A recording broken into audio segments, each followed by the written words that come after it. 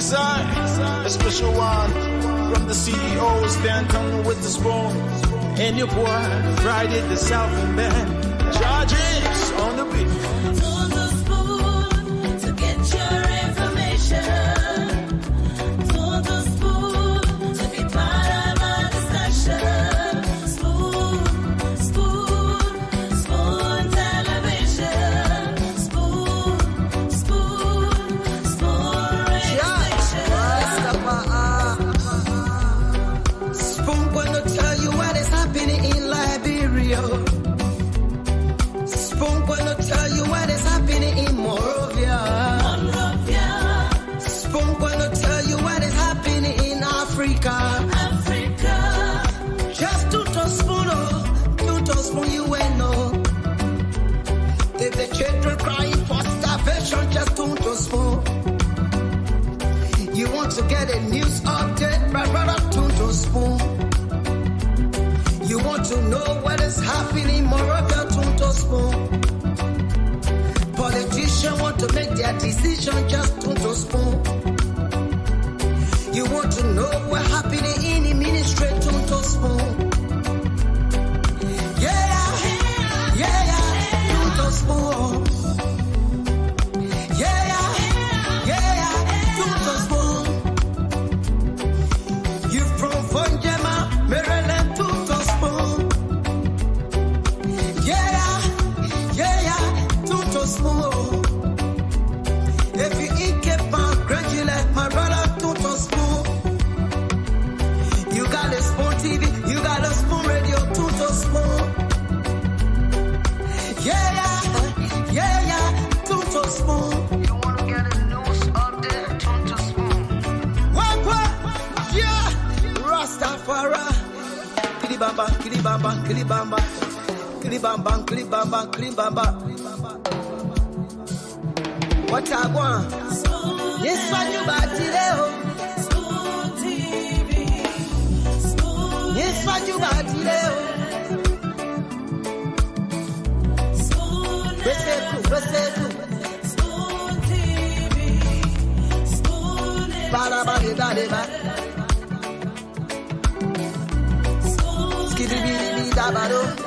Spoon TV. Spoon Entertainment. Kuwa.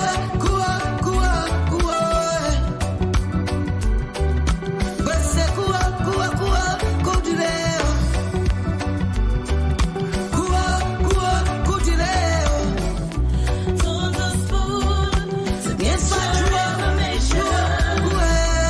On the spoon to be part of our discussion. Spoon, spoon television. Spoon, spoon radio station.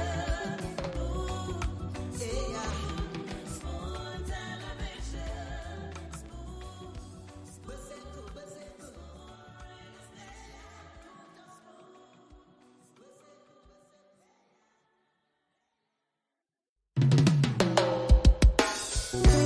Yes, I, a special one from the CEO, stand coming with the spoon. And your boy, Friday the Southern Band, charges on the beat. On the spoon to get your information. On the spoon to be part of our discussion. Spoon, spoon, spoon television. Spoon, spoon, spoon radio station.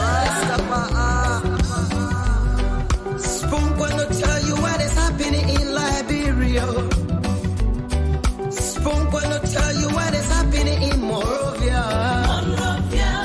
Spoon gonna tell you what is happening in Africa.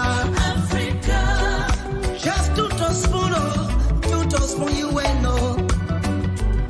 If the children crying for starvation, just to spoon. You want to get a news update, brother, to spoon. You want to know what is happening in Monrovia, to spoon. Politicians want to make their decision, just to spoon. You want to know what happening in the ministry, to spoon. Yeah,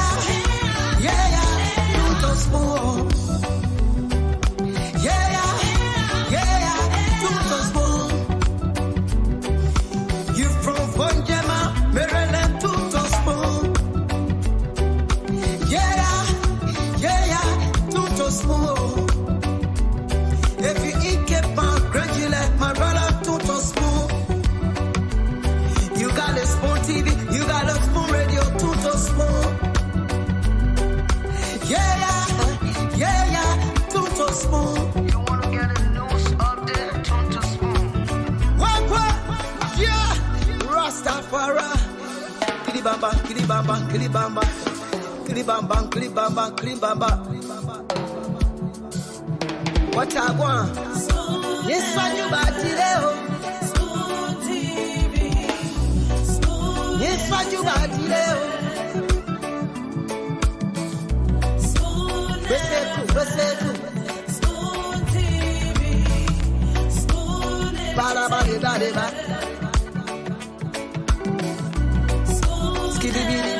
Come to power. Yeke Kolba. There are 3 other lawmakers, and they brought on the grounds of the Capitol building, strangely today, the tricycle to session. And according to them, it is in protest of the government alleged refusal to give them their benefits noted in the budget. And the government is expected to procure vehicles for them, $40,000 each, as we heard, $40,000 each for 73 lawmakers. And the 73 lawmakers, the country will need to provide 2.9 million United States dollars to service that commitment. So there you have it. This is Representative Yeke Koluba, Honorable 65, whose keke is also next to him. But this has also sent a mixed views in the public that lawmakers coming to the Capitol building with tricycle, they right to bring tricycle here, and some are saying no, they can't bring tricycle here. Some are saying it is their benefit and they should be accorded that benefit.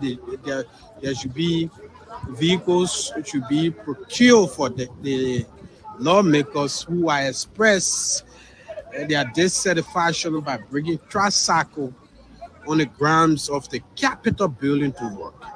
They will continue to ride tricycle until finally the speaker and other people can work together to be able to procure those vehicles. So Representative Yeke Koluba is the Honorable 65, and next is Zina Nomo, Bapolu District 1, right here, flanked by Honorable Yeke Koluba's keke or tricycle, as you may call it. Jacob, Grand Julia County is also here, and 72. It's just 72. It's some small Molva, Mosurada County, the district. Yeah, District 3. He's also an opposition lawmaker. So they brought on the grounds of the Capitol building today, tricycle, 5 lawmakers. They actually ride the tricycles from their various homes to come to work, demonstrating that they are dissatisfied with the government's alleged refusal to procure vehicle for them. Refuse, you mean the House of Representatives refused to get you car? And about to be walk again this morning. The government refused to give us our benefit. You mean the government refused? Yes, the government. So this is another number. Why can get this morning? What happened to your car? Not to the Labyrinth people. Okay. That President Parker is in error. You won't get certain lawmaker at the lower house misbehaving on the lawmaker. Is that why you ran again? Of course. Because President Parker get our plate, he now get a vehicle. So the past 3 months, how would they go to our constituents? Wow. Other senators receiving a benefit. So call back. I know we're going to go back. Let me go to the game, get all card around. Our lesson plate and our car to use it. And the new car, now we order bar for our own party. The attention. We have vehicles. Yeah. Because the executive have refused to give us vehicles, we have to do our work. We have to work for the 25. I'm talking every month.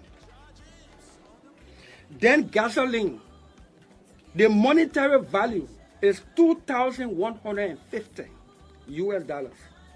This time they don't give you gasoline coupon in terms of the gallon. They give it to you in a dollar, whether that's $5, $10, $30, or $50.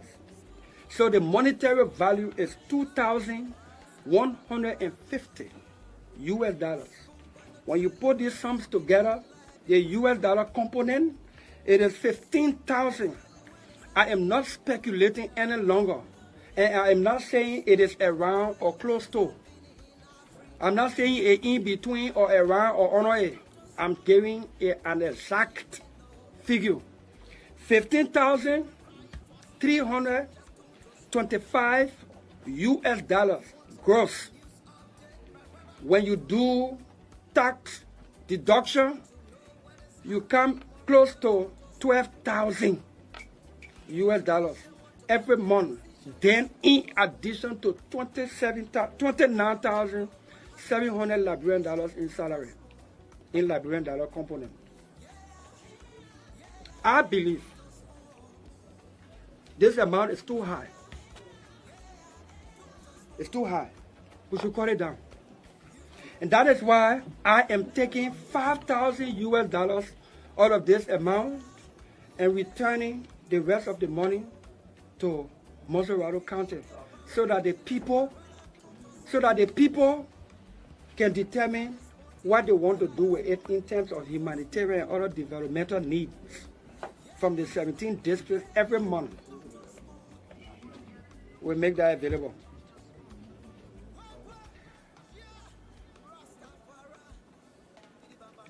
If after we pass the new budget and this amount reduces, we will still be within the neighborhood of 10 to 12,000, which I believe is still too high. But even if we came at 10,000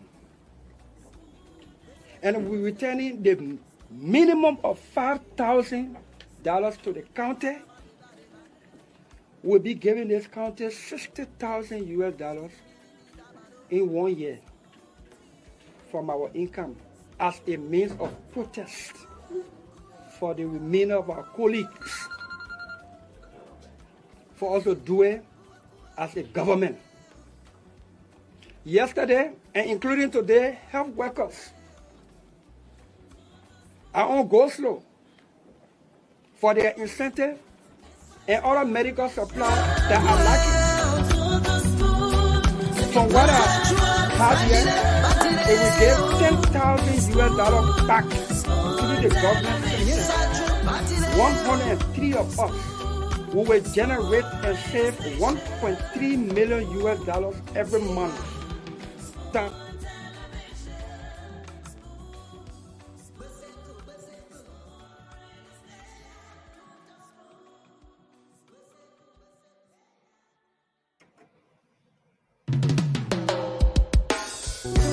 Yes, sir. A special one from the CEOs, then coming with the. Okay, folks, I'd like to say welcome. Thanks to all of you tonight for joining us. Welcome to another edition of the program. This is the late night show, the late night politics on Spoon. We are here again tonight, live on Spoon FM 107.5, Fabric 101.1, and Super 95.5 FM. Many thanks to our partner radio stations across Liberia that are always relaying the program. Thanks to Trust FM, thanks to Gibi FM, Trend Radio, and a host of other radio stations across Liberia. I'm Nelson Colen. It's good to be here tonight. As you know, the late night show or the late night politics on Spoon is where we get to discuss the issues. We bring you up to speed with the happenings across Liberia. With our diverse panel, we bring you critical analysis on those issues here every single day. And I'd like to say welcome to another edition of the program again. Thanks to all of our folks for joining us. It's always a pleasure having every single person here whether on set or in a comment section, making your contribution in the live field, or just in radio land, listening to your radio across the country. We welcome all of you and want to say thank you for being here with us again tonight. So, it's going to be a great show. I ask you to kindly share the program as you join us tonight as we talk Liberia, discuss the issues, and make some analysis around those issues here tonight. Let me bring on our folks. I see some of the panelists already in the background. Mr. Francis Jabate is here. Francis, good evening, sir. Welcome to the show. It's good to have you on. Yeah, good morning, Nelson. Good to be here. Good morning to our folks in Liberia. Good evening, good afternoon, wherever you are. How you doing, brother? Yeah, I'm doing good, and it's good to see you. It's good to have you on here. I saw last evening you weren't on, but you had to call in to make your contribution, especially after Josh. After Josh called on the show, the next thing Francis called in. It was more about. Yeah, but it was a great one, and we look forward to another amazing show tonight. I saw Jawu Cindy in the background not too long. I don't know as to whether he's still in Rwanda. Rwanda. Is he still in Rwanda or? I think so. He's just in Rwanda. Okay. I missed his call today a couple of times, and I called back. He was in a Zoom meeting. But anyway, but it's good to be here tonight, and it's a good thing that we can come here to discuss Liberia, talk about the happenings across the country. Yes, a lot of things happening. Folks, kindly share the program as you join us tonight. It's going to be a great show, a great conversation is coming up. Who's in the background? I see. Okay, the man called the camera off again, so he will come in when he's ready. And then the rest of the folks will come on tonight. But let's, as usual, Francis, I think we should recognize a few of our folks that have joined us here tonight. Let me just start up with that, and then you will take off from there. Let's take a few comments in the comment section here tonight, and then we can go on. Mr. Jawu Cindy, welcome to the show tonight. It's good to have you on. Nelson Colette, good morning from my end. Good morning, Francis. Good morning, Cindy. How you doing, brother? I'm okay, man. I don't know, Francis, whether you've taken notice of what I'm noticing. From the background I see, I don't think Sandy is back. Sandy isn't home yet. No, I'm in Rwanda, I told you. Yeah, Sandy isn't home yet. It's 2:32 a.m. I'm in Rwanda. 2:32 a.m. and I'm up for this show tonight. Oh wow, that's a great one. 2:32 a.m. 2:32 a.m. When you are in your own Liberia, and it was 12:01 a.m. and you are already sleeping the show. You see the thing is no, as people who ask the critical question, Francis and I are asking now, what is it that is keeping you up in Rwanda at this time? Francis, I hope you're getting my point. I agree, bro. Nelson, I agree. Let me answer the question. Sandy came to studio, he was sleeping. 12. So the interesting thing is, Nelson, when I was in Liberia, I was on vacation. Here in Rwanda, my vacation is over, so I'm actually working. And because of the time difference from back home, I have to work up till 12:31 a.m. And I have gotten adjusted to the time. So I start work around 4:30 to 5 p.m. and I work up to 12:30 to 1 a.m. And I've gotten used to the time. We hear that sound. No, Francis, do you really buy that story, that side of the story given by Cindy? Something has to be keeping Cindy up. So I've gotten used to the time. So now I'll be up until like 5 a.m. Then I sleep the whole day. That's what I do here now. Oh wow! So the picture that you saw during the day in Rwanda, you were sleeping, taking it. Now when I get out some more, straight there. This story gets more voice, but we'll come back to it. Yeah. But it's good to have you on tonight, Sandy. On a serious note, thanks for being here tonight. We appreciate the fact that you can stay up late, make the sacrifice tonight just to be here. And as usual, we do this for our audience. We do this for the thousands of people. Sometimes you go after the show, you watch, maybe after 24 hours, 2 days, 1 day, you see thousands of people follow the show. We do it for them. And that number is just for online. At least to talk about it, not even to mention the number of people in Radio Land who stay up just to follow this show. And we appreciate the fact that we're in this together. And thanks to everyone for being here tonight. We're about to move into the discussion tonight, the updates, and then we move to the discussion. Yeah, Lynn Lakpo said the story is still growing arms and legs. I don't know how is that possible. But we want to recognize all of our folks here because time is not much outside tonight.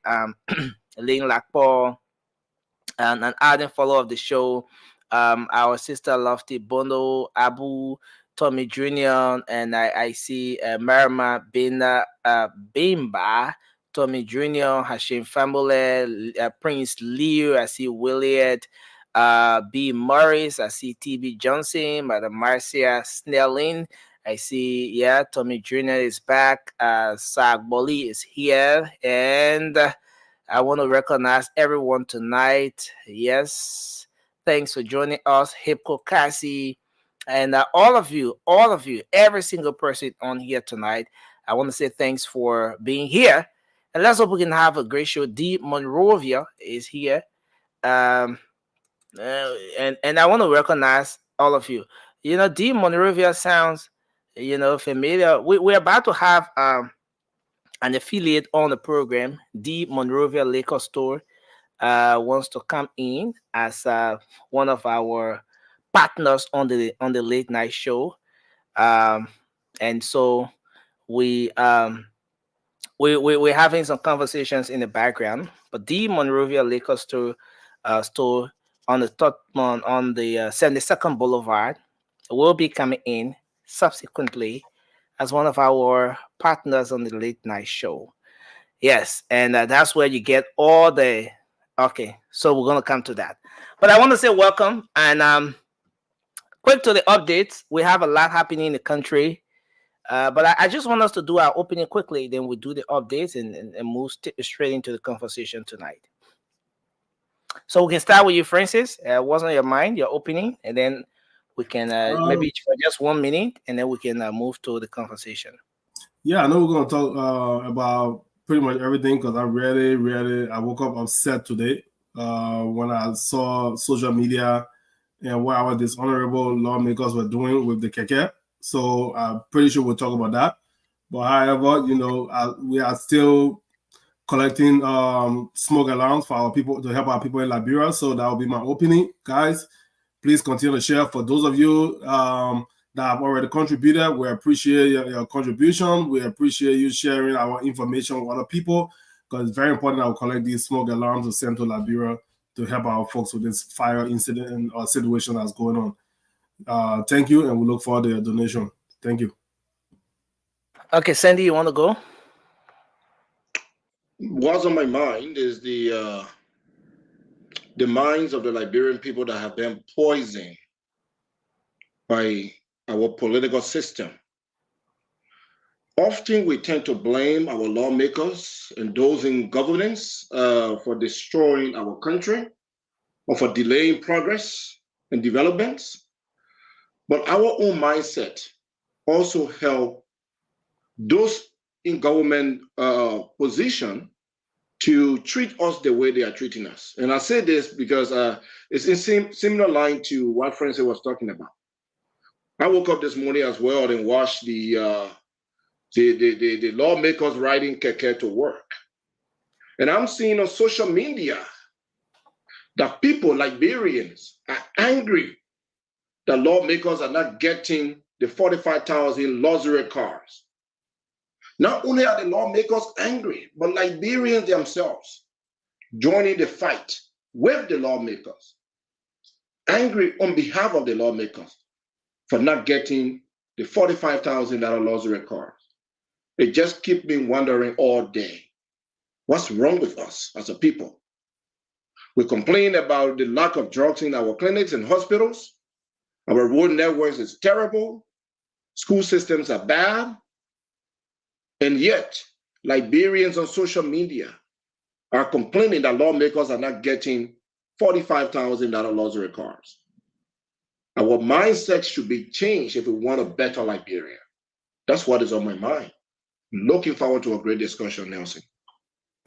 Well, thank you. Thanks a lot, Cindy. And indeed, that's one of the issues making it up on the news today in Liberia, the action of the lawmakers to more like call the attention of the executive.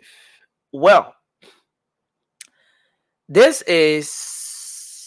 action is being perpetrated by a few lawmakers. Few lawmakers are the ones or the brains behind this particular issue, and those lawmakers include Representative Yeke Koluba and a few others, Representative Frank Safoko, and a few other lawmakers. Now, but the background is that even the speaker at some point raised some concerns about operational funds not forthcoming for the House of Representatives. And he said that it's unfortunate that the House of Representatives is not getting her operational funds. And then at a point, he blamed it on the executive, the Ministry of Finance, and he thought that it was intentional. Next thing we saw was that they called the CG, the Commissioner General of the LRA, the Liberia Revenue Authority, Commissioner Dobo Jala. He appeared before them. They quizzed him on the revenue generation as to whether they were not getting those benefits or the operational funds due to low revenue generation or some issues there. He said no, they are generating excess revenue. And then the speaker became concerned. And then he threatened to shut down the House of Representatives if nothing is done. And those lawmakers at some point threatened that they would have raiding Keke to go at the Capitol if those benefits are not forthcoming. And so today, 5 lawmakers took to the streets of Monrovia, removed the plates from their vehicles, and put those plates on Keke, the license plates, and they use it to go to session today. So the 5 aggrieved lawmakers are Montserrat County District 10 Representative Yeke Koluba. You have Jacob Darby. You have Sumo Moba.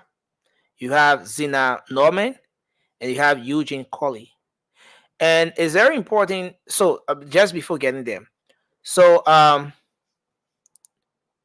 the lawmakers,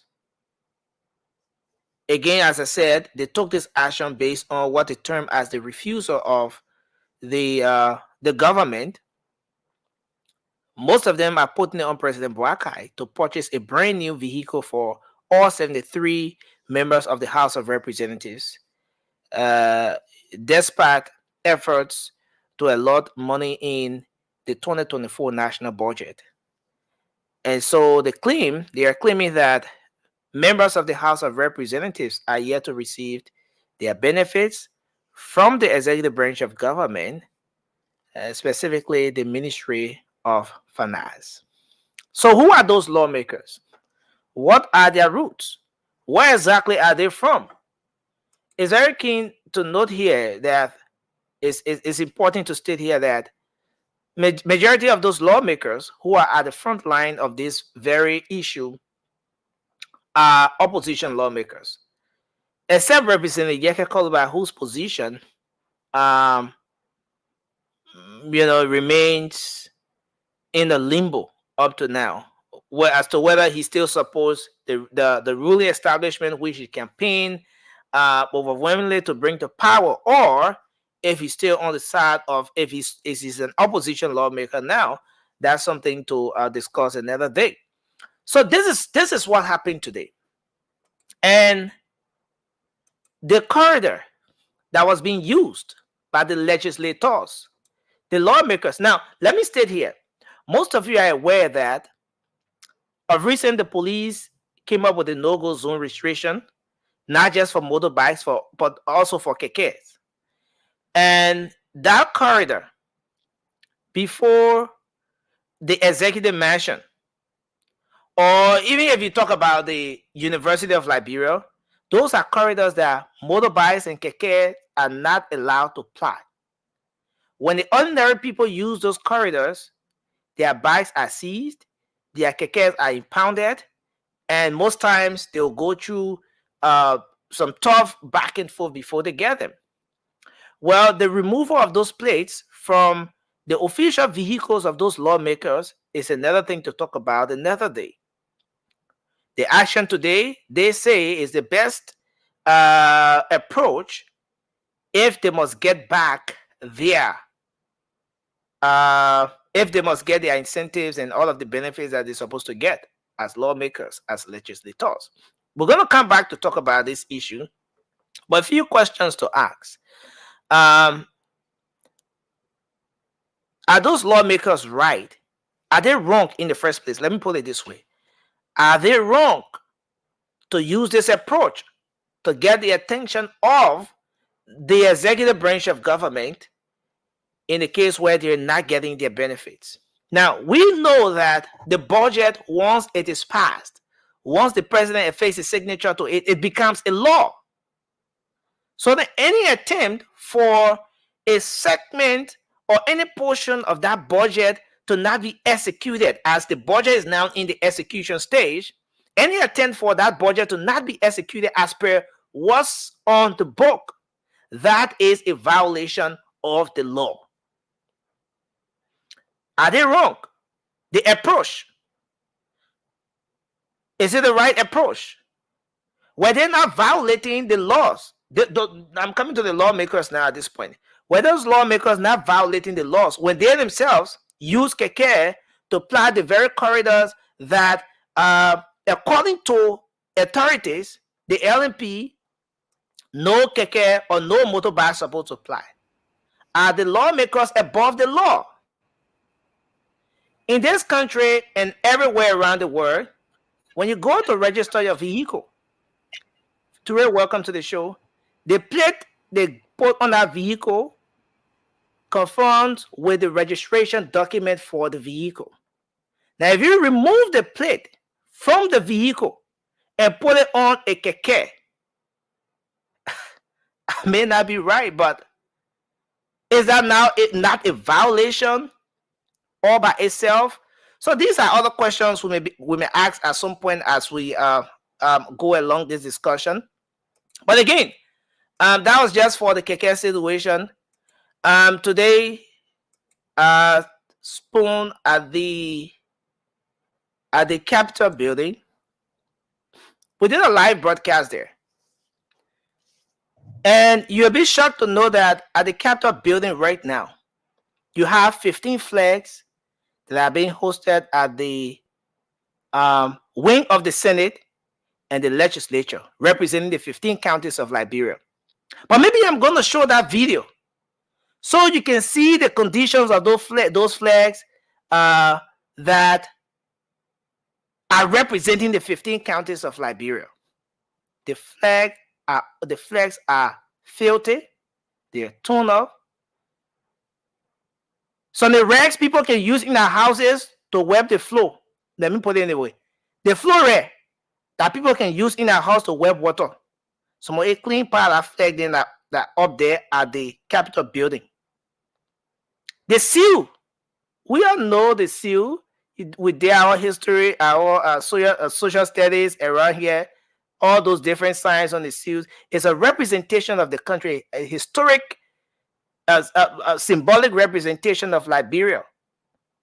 The seal in a very terrible condition. Now, as we talk about these lawmakers taking this issue for their salaries and benefits, is it also fair that those lawmakers should equally be raising some concerns to get some of those minor things within their own terrain addressed? Maybe I'm wrong, but today we had the information minister responding to President George Weah. It was a great one. We're going to play that clip. When President George Weah had an interview and said the rescue is not rescuing, the rescue is not bringing about the kind of changes, and even referred to the president in so many ways, Information Minister Jeremy Pia had a response.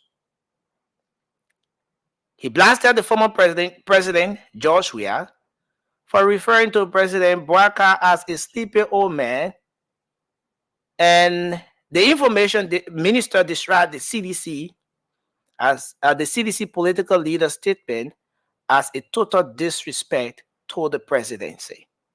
He said that the Ministry of Information regular press briefing today. We're going to take a look at that. Finally, on the same stuff issue, they talking about the benefit. Representative Frank Safogo threatened to burn down the legislature today. He threatened to burn down the legislature. We're going to get a portion of that clip as well. It will play here at some point along the show. He is disappointed. He's frustrated over the fact that the executive is holding back their benefits. But let's talk about it. Let's talk about the issues tonight, folks. A lot to unpack here. We don't have the luxury of time to go through everything, but let's hope we can do justice to a few of those issues in the country as we move on tonight. So welcome to the show, guys. I want to welcome officially Toure. Welcome to the show. Sorry you can do your opening comment now because we're going far into it. But Charles, welcome to the show as well. Let's start the conversation from here. The action of the lawmakers today. We can start with you, Francis, and then we're going to go to Cindy next. Yeah, Nelson, like I said, I woke up this morning really, really upset looking at these guys insulting. And I know you like to say, oh, don't disrespect our lawmakers. But I can respect a group of people who disrespect the Liberian people every single day. What they did today was an insult to the Liberian people. They gave the Liberian people the middle finger. I'm not going to sit here and say, oh, they are wrong for wanting what they have. Because I always say on the show, these guys are legal criminals. The entire government, from the legislature to the judiciary, all these guys are criminals. But they are not TV roller in the night outside. The umpa, they put it there where they can take it and nobody put handcuff on their hand. They are no different than the criminal that go behind people's window, generally on paper is for them. And our president signed it. I said this thing before. These guys are not entitled to anything unless it's signed into law.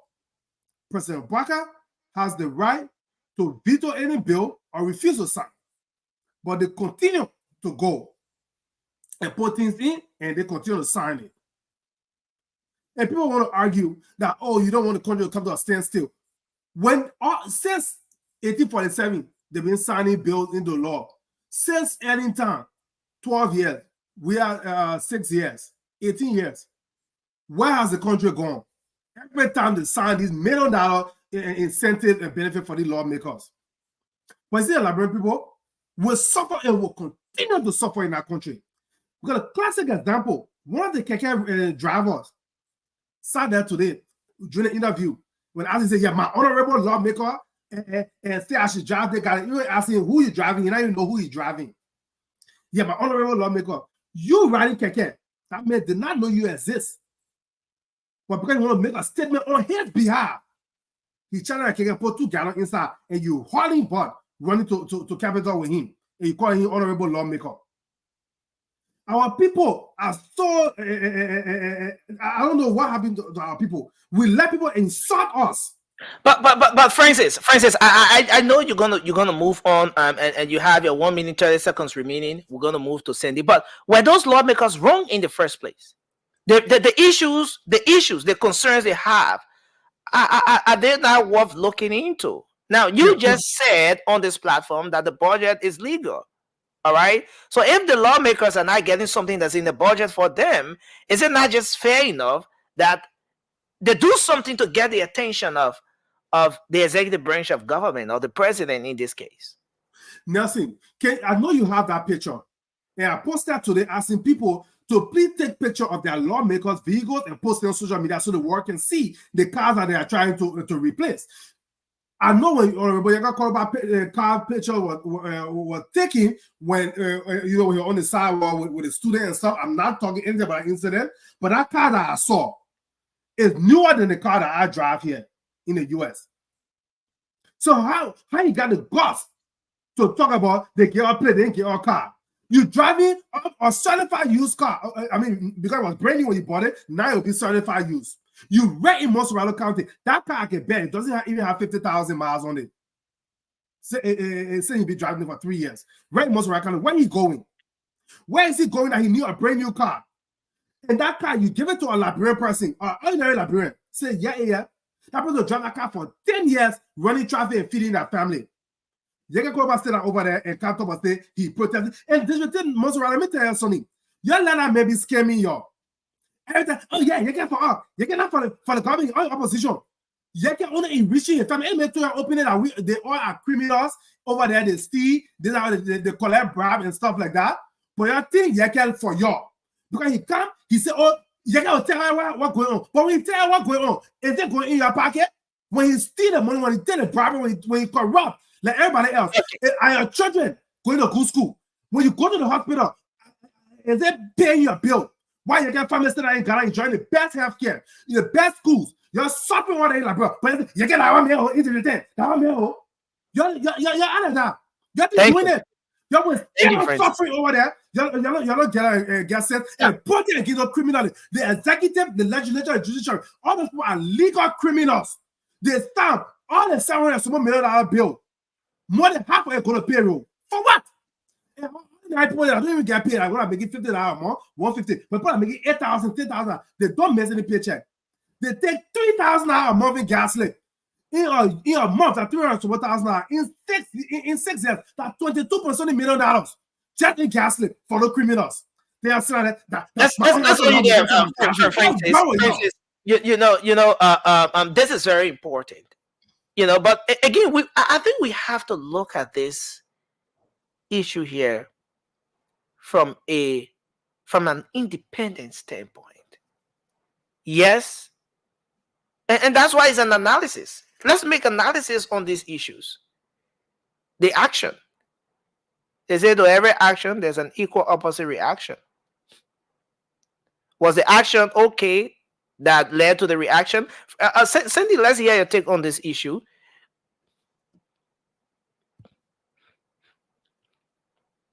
Cindy, we can't hear you. I don't know why. Are you hearing me now? Oh, yeah. Okay. Apparently I was on mute. Look, Nelson, I am not here to talk about whether the lower house is right or wrong on their actions today.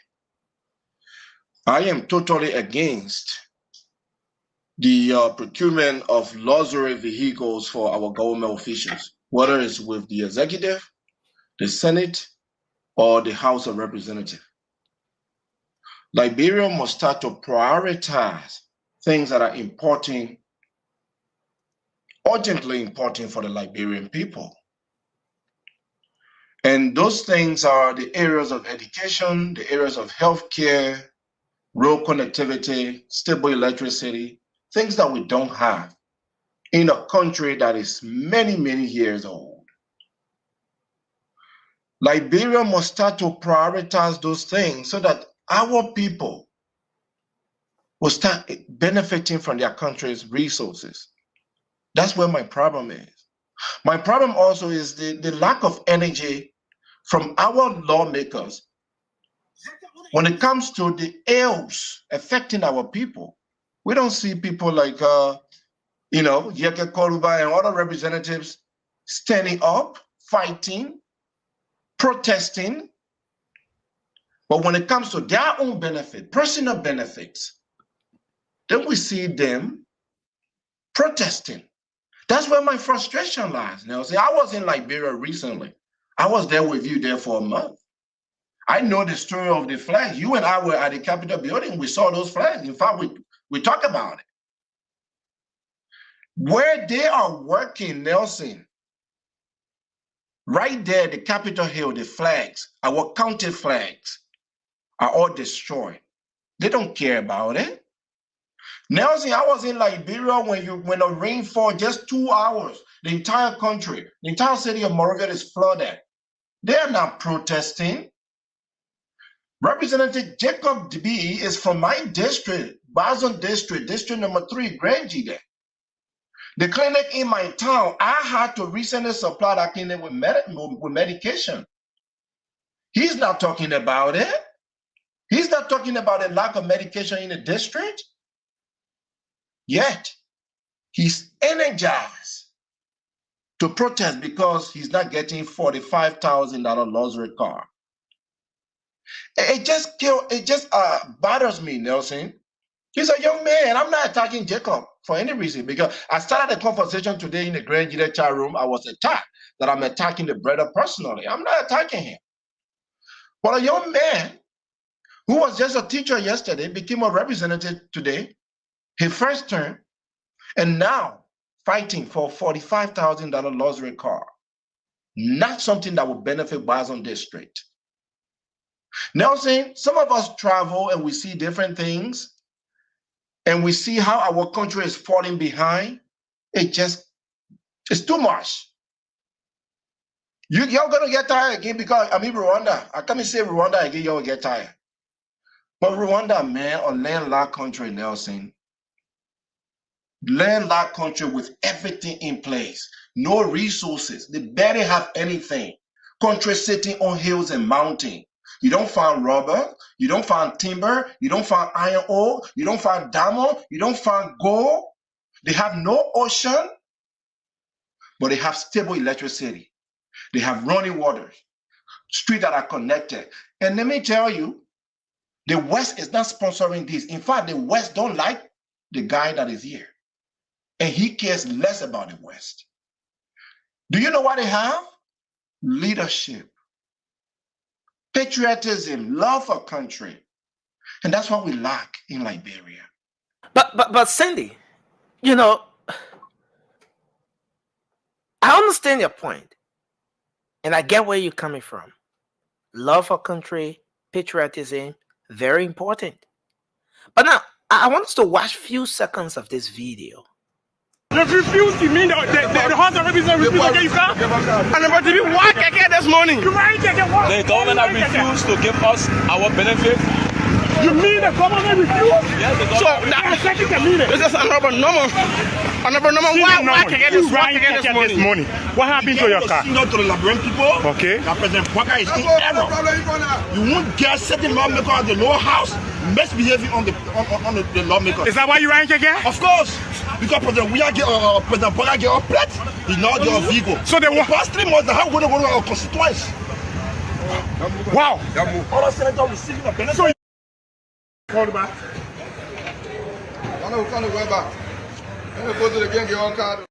But Sandy, we're here looking at this video,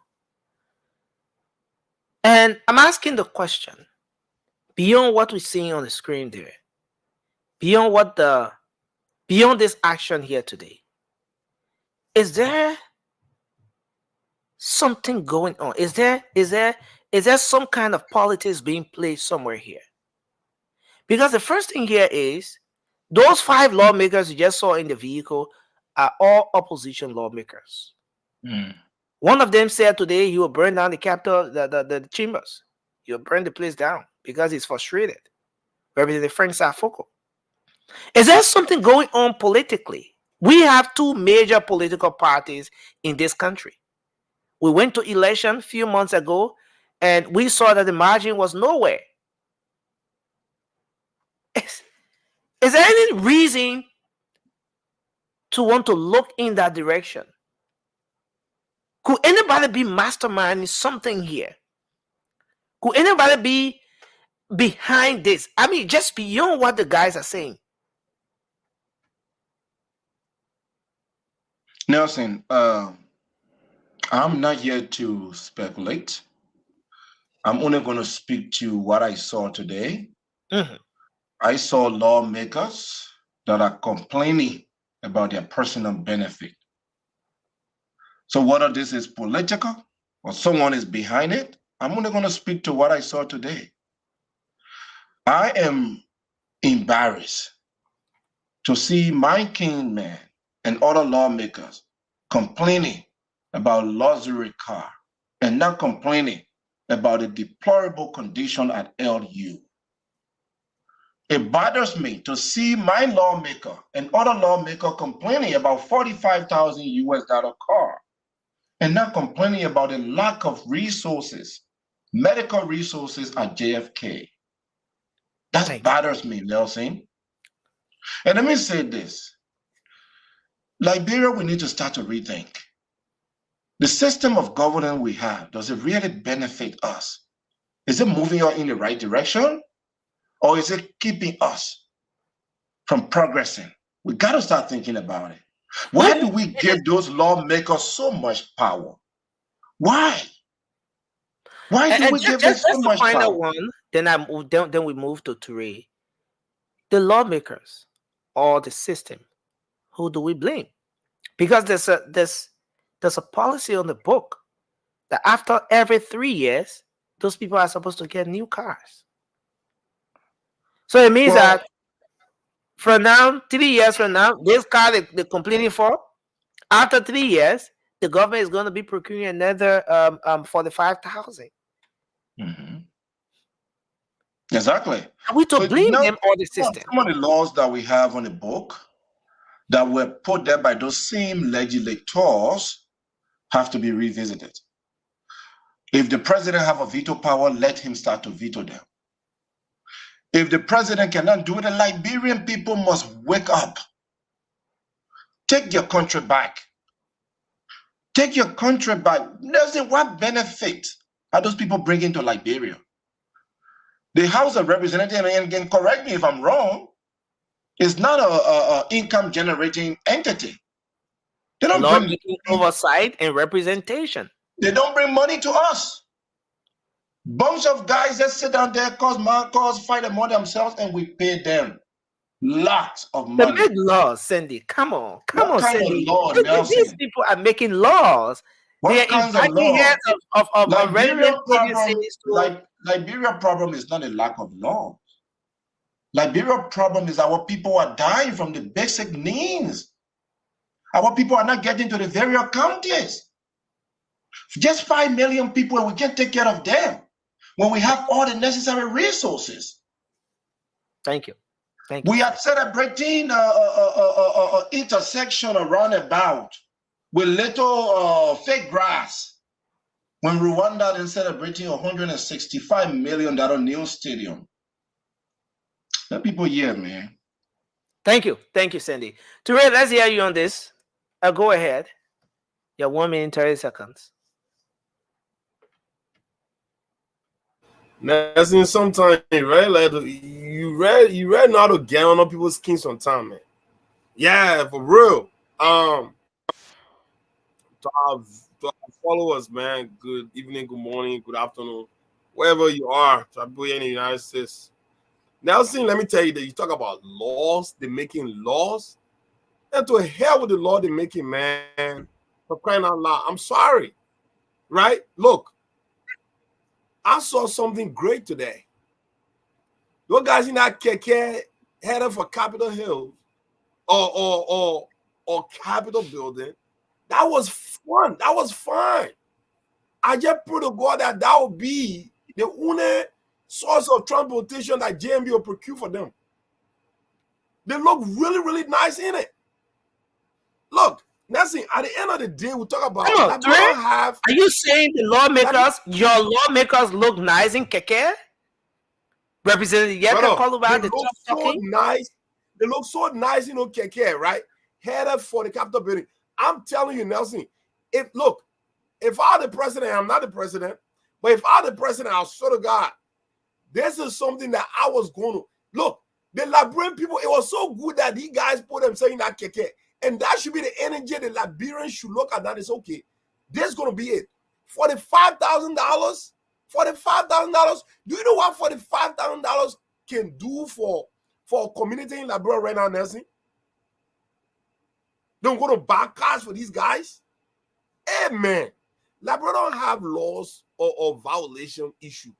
Liberia have what we call common sense issue. That's what we have.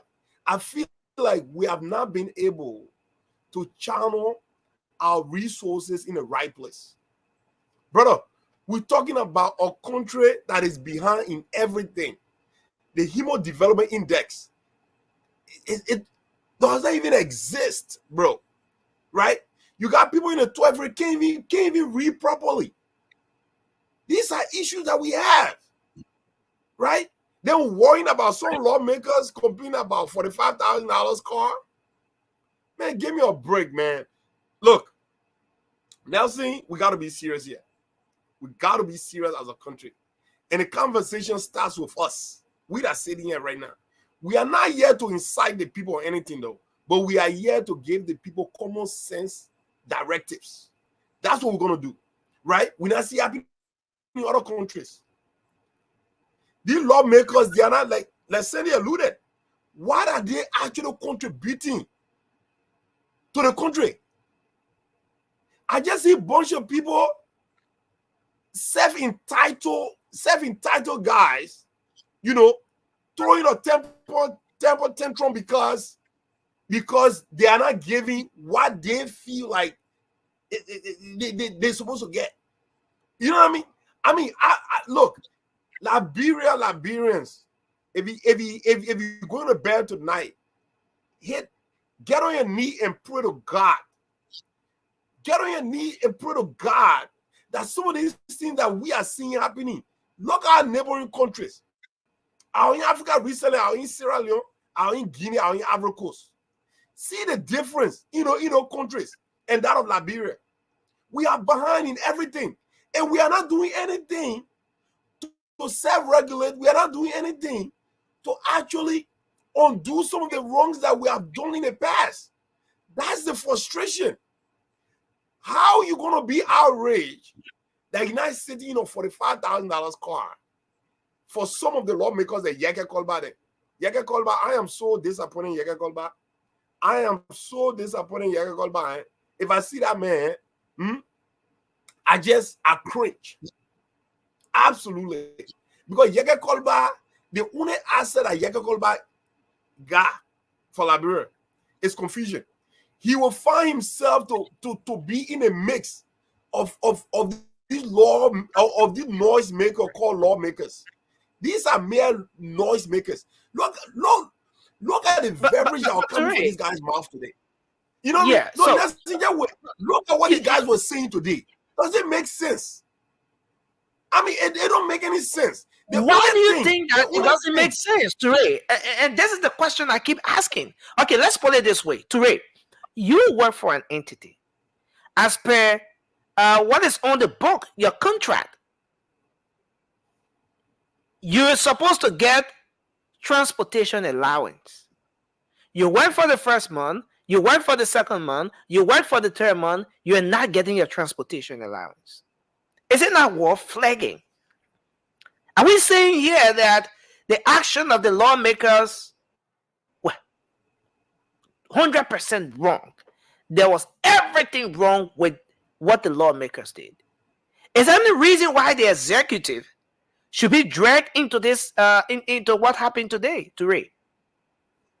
Well, let me tell you this. If the executive should be dragged into it, I mean, obviously, there should be a redress, right? But look, one thing actually say, it appears that you have some soft spot for the executive, but when it comes to the lawmakers, you're setting all of the energy on the lawmakers and giving them the punches.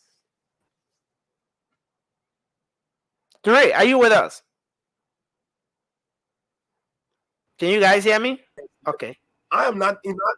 Yeah, I can hear you. Can you hear me? Yeah, okay, go ahead. Can you hear me, Nelson? Yes, Look, yes. I'm not interested in bunch of dudes, right? I mean, you saw some of them, how well dressed they were today. So that shows that these guys, they're only, and some of them, I'm not going to say all of them, some of them in there, Nelson, even when they open their mouth to address issues, you see the gross limitation.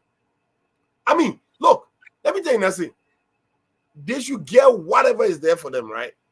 I'll obviously say that. But look at the outrage, though. Look at how, like Sandy alluded, look at how these guys were so angered by this today. The energy that they invested into this, Nelson, if they were investing that energy into every single thing that happened in our country, then Liberia, all our institutions will function well. Thank you. Let's say if they're investing that kind of energy in how underfunded the educational system is, right? If they're investing that kind of energy in bar rules, if they're investing that kind of energy in the health sector, right? If they're investing that kind of energy into making Liberia work for all Liberians, right? Then I will not have the kind of negative energy that I have against them. But as long they only reserve that energy for themselves, they obviously don't hold me in contempt how I'm actually approaching them with such a negative energy. Because they have shown to us that it only matters when the goalpost is turned against their way, but they don't care when Liberians are dying, when Liberians are languishing in poverty, when Liberians don't have any means of health care or healthcare deliverable. They don't show any interest, they don't show any energy towards that end. But you saw them today, they came to fight. They showed that because they were denied or allegedly being denied their benefits. Give me a break, man. Thank you, Ture. Let's hear from you, Charles. Vasco, welcome to the show. Charles, you are muted. Can you hear me? Yes, Okay. I'm here. Again, let me say thank you, Nelson, and let me also greet my fellow panelists here and our people in Radio Land. By whatever means we want to say, welcome again today. Let us talk Liberia.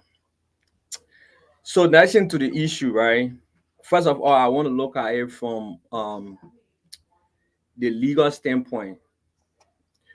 Our traffic law in Liberia that was approved May 9 of 1972. It got in effect. October 17, 1972. That law gave Liberians or whoever that is residing in Liberia the right to take your vehicle to register your vehicle. Every vehicle that flies the street of Monrovia or motorbike or keke or whatever, everything is a vehicle, yeah. Fine, should be registered and have a plate. And some actions of people go against the law. Some actions go against the law. And it hurt my heart so bad that we have lawmakers that should know the law, violating the law because of something that they want. Knowing the fact that our country is in a very devastating state, that a lot of sectors of our country, we need this money that these guys are protesting for. We need it. And so the first place here first, their actions is against the traffic law. By taking your official plate from your car and putting it on a keke, in fact, the Liberia National Police are supposed to arrest them for doing that. That's the first violation over there. That's the first violation here first. Before coming to the issue of the issue that they're protesting for. The issue that they're protesting for is for their benefits. When you and I were on this platform, when the gentleman called up from Lofa County, they were on protest for just mere issues. There are other people who are on protest, they burn houses, they burn cars and other things because they wanted their 5 months pay. Our lawmaker didn't do anything. They didn't say nothing about that. But today it's because that money that they're supposed to pocket, they are in keke, violating the traffic law, in keke, and protesting that they need money. Come on, that's in this country. We need to be very serious in this country. Even our lawmakers, they are not serious. Are you saying that because the lawmaker did not say anything about the plight of the people who were protesting because of their salaries, so those lawmakers should not protest for their own salaries, or for their own benefits? Let's look at it this way. The reason why they are there is to make sure the life and the livelihood of their people is changed. And if their life is not changing, and you just changing your own life, why are you there for? Why are you there for? We need buses to take US students to school. We need medicine. We need very good medications and stuff in our facility. We need other things. Look at the flood that took place there one time. We need money to open drainages. We need money to open drainages, and you have lawmakers there that have money just to sign common thing. In fact, imagine these people to come and see that people who voted for them, we have to pay them. Come on now. When you come in to come visit us, we must pay you for visiting us. When you come in for vacation to stay to your own house and carry your family around, we should pay you for that. And just because of mere money that they know what is going on. In the first place, they all know exactly what is going on.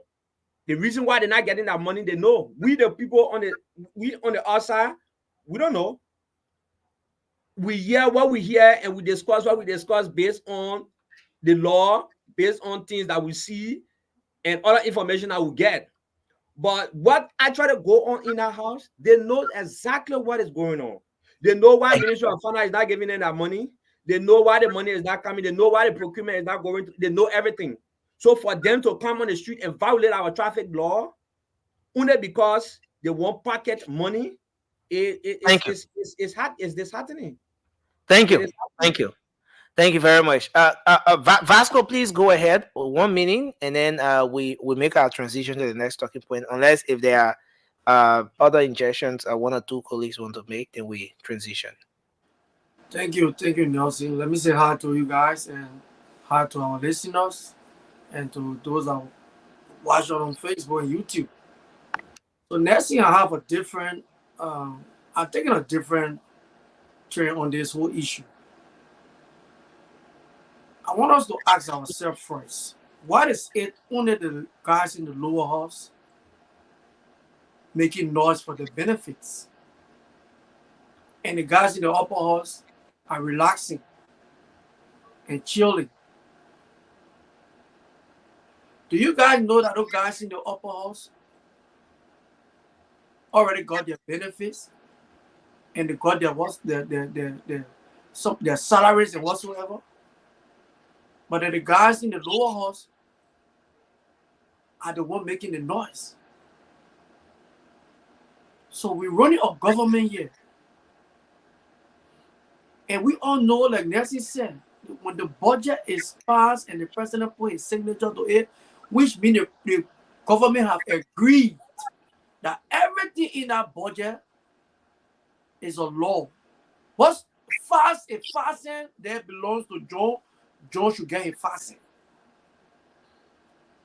We forget to know that when the citizen government came to power, we all know when new government comes to power, there can be some struggling. When we came, there was the same thing we were going through. The government was struggling. But what did the president do? Which, of course, this current president or the current government, they are not doing it. We all know when Madam Sarita, lawmaker, are making 15,000. Everybody know that was a secret. Now everybody said 15,000, and that's what they were making. But when we came, we knew very well that we could not maintain that 15,000. So President Weah was the first. Francis will come to you. We'll give you 20 seconds, Francis. Yeah, I just start talking, Francis. Put your finger down. So President Weah was the first to announce a salary cut. And the government went we went directly to our lawmakers and we told them, no, guys, if we want to maintain the salary y'all making doing any time 15,000, the government will crash. If I don't come and tell people don't take pay. We came out with a policy harmonization. People are mugging, play phone. You know, Vasco, this harmonization policy, you want to drag us back to it. Vasco, well, how good was aid? How good was aid for the previous administration to cost some people money? Then they put more people on payroll at Ministry of State for Presidential Affairs and other places that are supposed to be on payroll. How good was that, Vasco? What can the previous administration boast of that turned out to be the benefit of this harmonization policy? Though you're trying to divert the conversation now, no, I'm not or maybe you just said the previous for the point you want to make. I'm not diverting, Nelson. Look, if I'm working in government, Vasco, and I make 15,000 just for me and my family, and we have bulk of your Liberians sitting down, they are not getting anything. Which of course, I have 15,000. Even if they decide to give you 5,000 or 6,000, and that remaining money can be able to at least employ 2 or 3 persons again to put food on the table. That's why I was just trying to do something. But we came out with a policy, and the lawmaker today cut their salary. I can tell you, lawmaker don't make they're not making 15,000 any longer. After taxes, I think the guys in the lower house, they either take away 6,000 or 7,000. It's around 7,500. Thank you. And the guy in the upper house that do take about 8,000 plus. That's what they take home. That was a policy we came out with. And then whatever the people are to get the salary. We cut all that thing, gas slave, no more citizen. We cut all the issue of gas slave. It wasn't working. We cut it. It took time before ministers, deputy ministers, they could even get a vehicle to drive to go to work. All these people were taking keke and was because the executive was the first branch to put in measure. But the lawmakers sitting the washing, the executive damaging everything, enjoying. With President Baga going Ghana will take 10-15% behind. They go out there, they're requesting money, carrying on deals that they not even going through the lower house. Which deals that are going through the lower house? Next thing, the yellow machine, the bosses. You don't forget the polica. Hey, import jubilating for the polica. You can hear anything about the polica. No bunch of polica just saw Gregor come on and went to.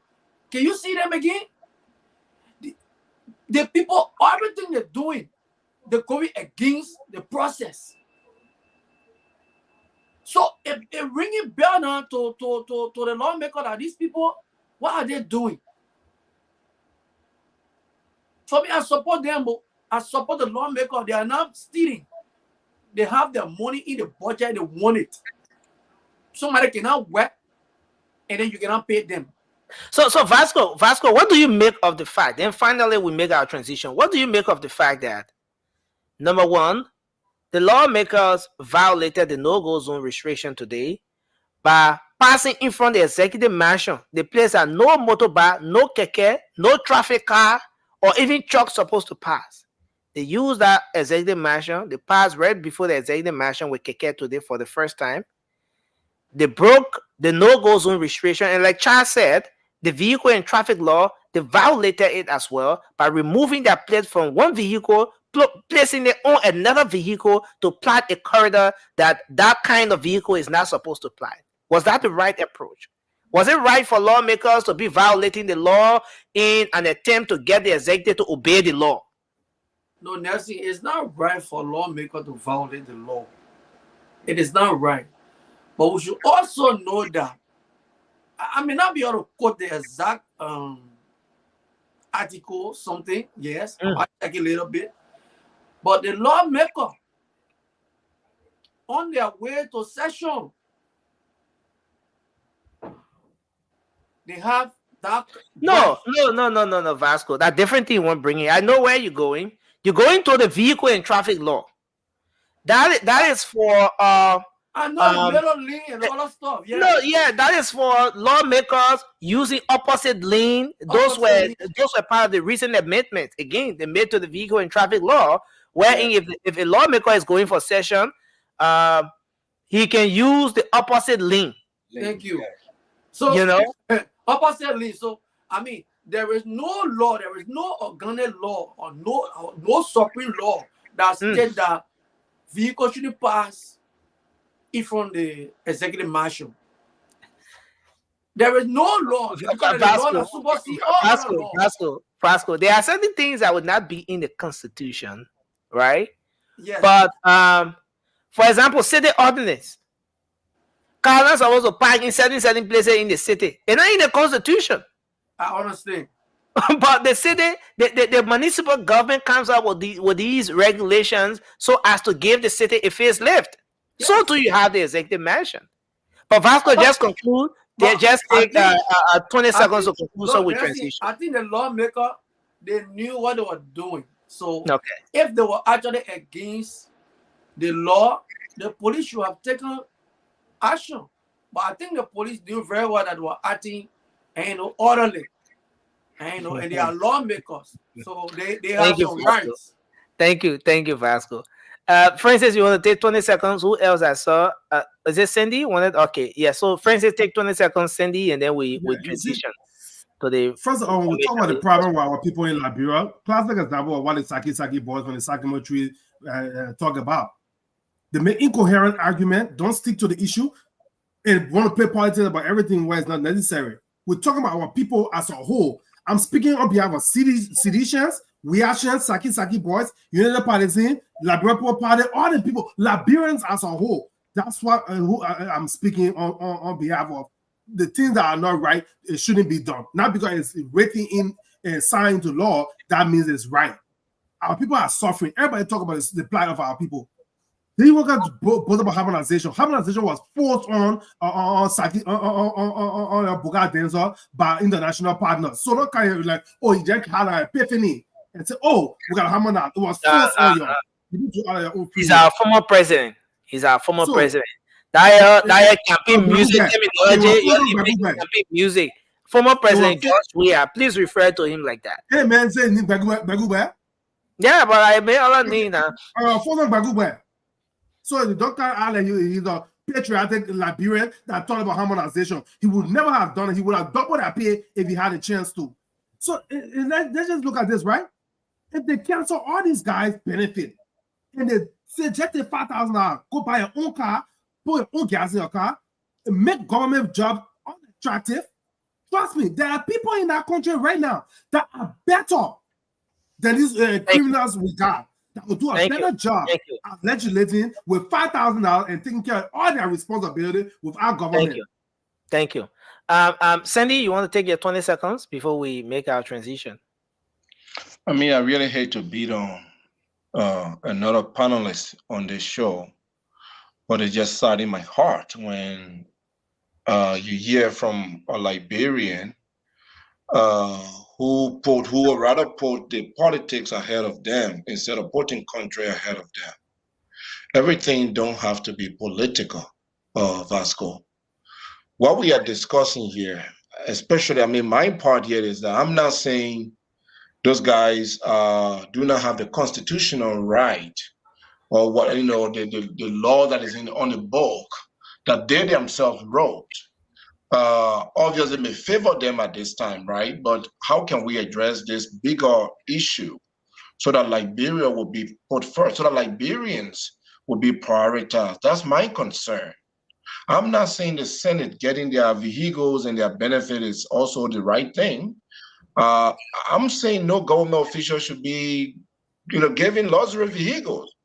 And when we come here and start to compare this, you know, regime, our regime, and you personalize it, oh, our time, like this administration is not your time, like this government is not your government, then it bothers me. Then it's pure political. When is your time? So George Weah time is the only time you have. So everything now we're going to compare. Oh, doing George Weah time and doing Barker time. When are we going to move Liberia forward? When are we going to think Liberia, build Liberia? When are we going to come on this show and talk about the issues that our people, the ordinary people, are confronted with? And let us find solutions for those things. That's what I want to hear from you, Vasco. I'm tired of hearing the politics. Thank you, Sandy. So I want us to make a transition now. For 2 editions of the show, we've taken up time to go into some of what former President George Weah said when he had that interview recently. And he accused the government of breaking laws. He's being disrespected. And a lot he said about this current administration. There was a response from Information Minister Jeremy Pia. I want us to listen to this. Mr. Former President, maybe you were not sleeping. You were very awake. But how come you didn't know all the things that were happening around you? I doubt whether you even understand this country. Even though you led it for 6 years. I doubt whether you even knew what was happening around you. Or whether you know what's happening now. And we listen to you, see the lack of understanding of what it means to run a country. So no wonder why, true that you were not sleeping according to you, the country sank to where it was. At no time in the history of this country, the leaders of our country could just be sanctioned left and right. That our most respectable partner, the United States. You were not sleeping, you were awake. This place became a dumping site for cooch and other harmful substances. You were not sleeping. Corruption reached its zenith under your leadership. You were firmly awake and not sleeping. Auditors were being murdered in cold blood, and your government could not act. Your eyes were wide open. The civil servants who were already underpaid were reduced to beggars to harmonize their salary. You were not sleeping, but every government institution we've inherited, including where I stand, the Ministerial Information, looks like a dump site. With your eyes wide open, put our country almost on the verge of being a failed state. Yes, Mr. Former President, you said this is not a change we wanted. But how could it not be? When you came with your change, in 6 months, you built 47 condominiums. Honor your change. President Bouaka is almost at 6 months, he's not built one. You said the president is appointing people based on nepotism. Your former chairman told us how you appointed people. You see, President, our orientation is different. We want to respect you. We want to respect all our former leaders. Don't push us. When you want to be dirty, we can do it greater than you. Let's keep our governance process civil. Sometimes if you don't understand the space that you're in, you created a big problem here that we are committed to fix. In 5 months, President Bouaka is bringing in 285 pieces of yellow machines that will make our roads possible, clear farmland for our people. That's practical something that the people will feed, the country will feed. The roads will be accessible. In 5 months, the road you abandoned right here on RIA Road. Just go there, even as it's raining. The work has been progressing since Bouaka took over. It took 4 years to build that one road. In months. Go and see the progress.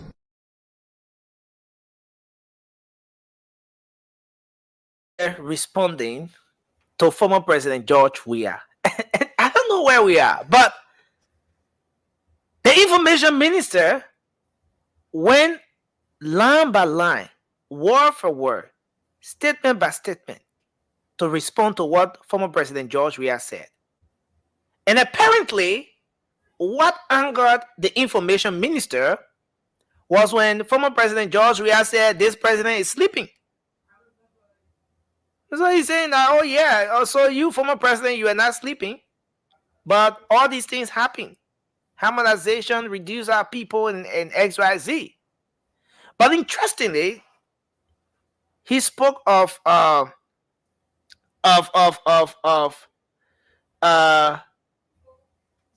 aspect where the former president said this administration is just employing people who are not even qualified, and in fact, taking job from other people that the president has surrounded himself against us.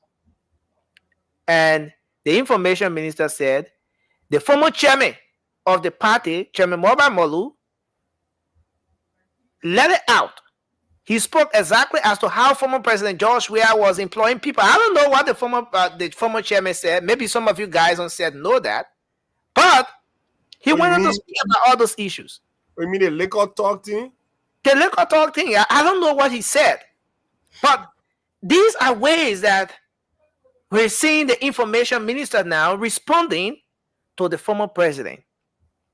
Is he being disrespectful to the former president? Was that the proper way to respond to the former head of state of the Republic of Liberia? Was he right the issues he raised.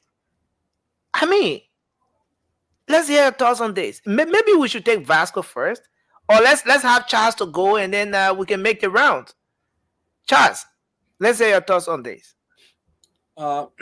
First thing I want to recognize here first is if you guys listen to that video very carefully, right, you realize that the former president always called the current president by his name with no title.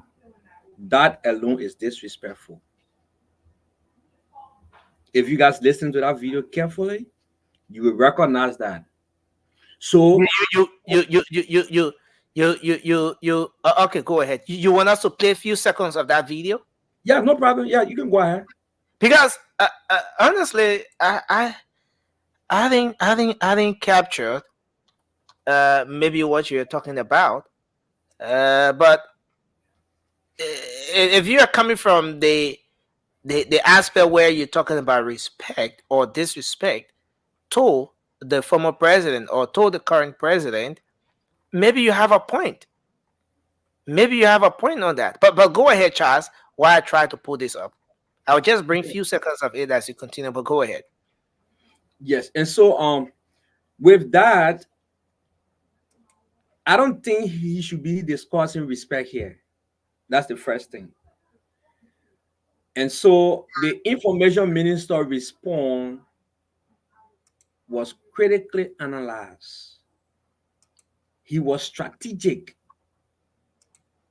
He was precise. Like I want to believe he watched that video maybe over and over and again. And he sat down and decided to address the issues very logically, because there's no reason why former President Weah should even speak to the current president like that. There's no reason. President Weah should be the one asking himself those questions. Why I was acting like this? No, Charles, I want you to hold on a second. Let me just bring in just a few seconds of this video. I want to be right about what you said. Us to make sure that we don't break the rules and regulations. They are still there. And we have to respect the laws of the Republic. That's what we did. When I was in power, when they tell me that, no, this is a tenure position, you cannot move the person until the tenure expire, so be it. That's the law. We can break the law. So I hope that the government will take heed. It's important to respect the law of the Republic. We're not a democratic period. So we need to respect the law. All we look for is to respect the law, and that's what we did. When you are angry and you elect the wrong people, thinking that they are the saviors, is wrong. You understand? We were in opposition before. If you employ poor people that have the minimum, and somebody come to power and believe that because they associate with other people, they have to be taking on job. This is very bad. That's not good. No leader can do that, you know. And what, $50 job, $100 job? You mean the government that come to that they're doing wrong, and we know that. You know, but again, the peace of Liberia is the most important. It's the most important, and that's why we in accordance with the law. You know, this is wrong. People supported the Unity Party. I came to power. I left them there. These are citizens of the country. But you can employ a Senegalese man, and you refuse to employ. When we were there, the Bouaka, we used to go to him, even fee Bouaka because of his title. I want to hold it right there. I want to hold it right there. I think he said it twice. Yeah.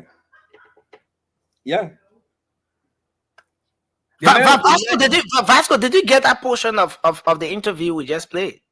The former president said Bouakai twice, right? No respect at all. Okay, but Charles, go ahead, take your 1 minute. And to be honest, apart from him being the president Bouakai, That man is an older man. He deserves respect. In our society that we live, we grew up in, we respect all people. We respect all people. That's the reason why we call people auntie, uncle, big brother.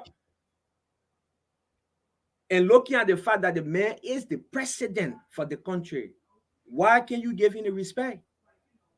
And then you talking about respect? Come on now, Nelson. That's just being unfair. Okay. Thank you. Sandy, you want to go on this? And then we can bring Vasco in. Yeah, well, Nelson, the information minister in his response outlined certain things that I want to focus on. Okay. You know, the information minister has a responsibility to the country to disseminate informations that relates to the functions of the government, and also to manage the media operations around the government. And that's what I want the information minister focus to be on. I'm not saying his response to President Weah's message is untimely, but there are certain contents within his message that I believe were unnecessary. Now, he talks about, in his attempt to respond to President Weah, he mentioned things like, well, he knows how President Weah, we're hiring people based on conversation for mobile model. For me, those are campaign talks. Those are political talks, right? We are not in campaign season. Let's focus on the works of the country. But Sandy, the mobile model make the comments during the campaign season. Was it during campaign period when mobile model make those comments? That comment was circulating around here during the campaign season. Mobile model did not make it during the campaign season. My problem with the current minister is that is that his role? That's not his responsibility and role at this point.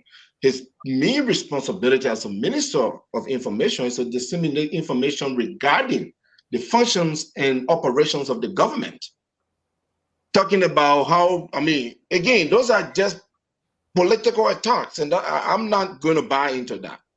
He also mentioned about, well, when President Weah was president, in his first few months, he built condominium. That's why we were angry and brought you into power. That's what got us upset and said you should come into power. Now that you know, as a government official, that this man, this former president, built condominium using the Liberian people resources, something that we know. What are you doing about it? So stop talking about it.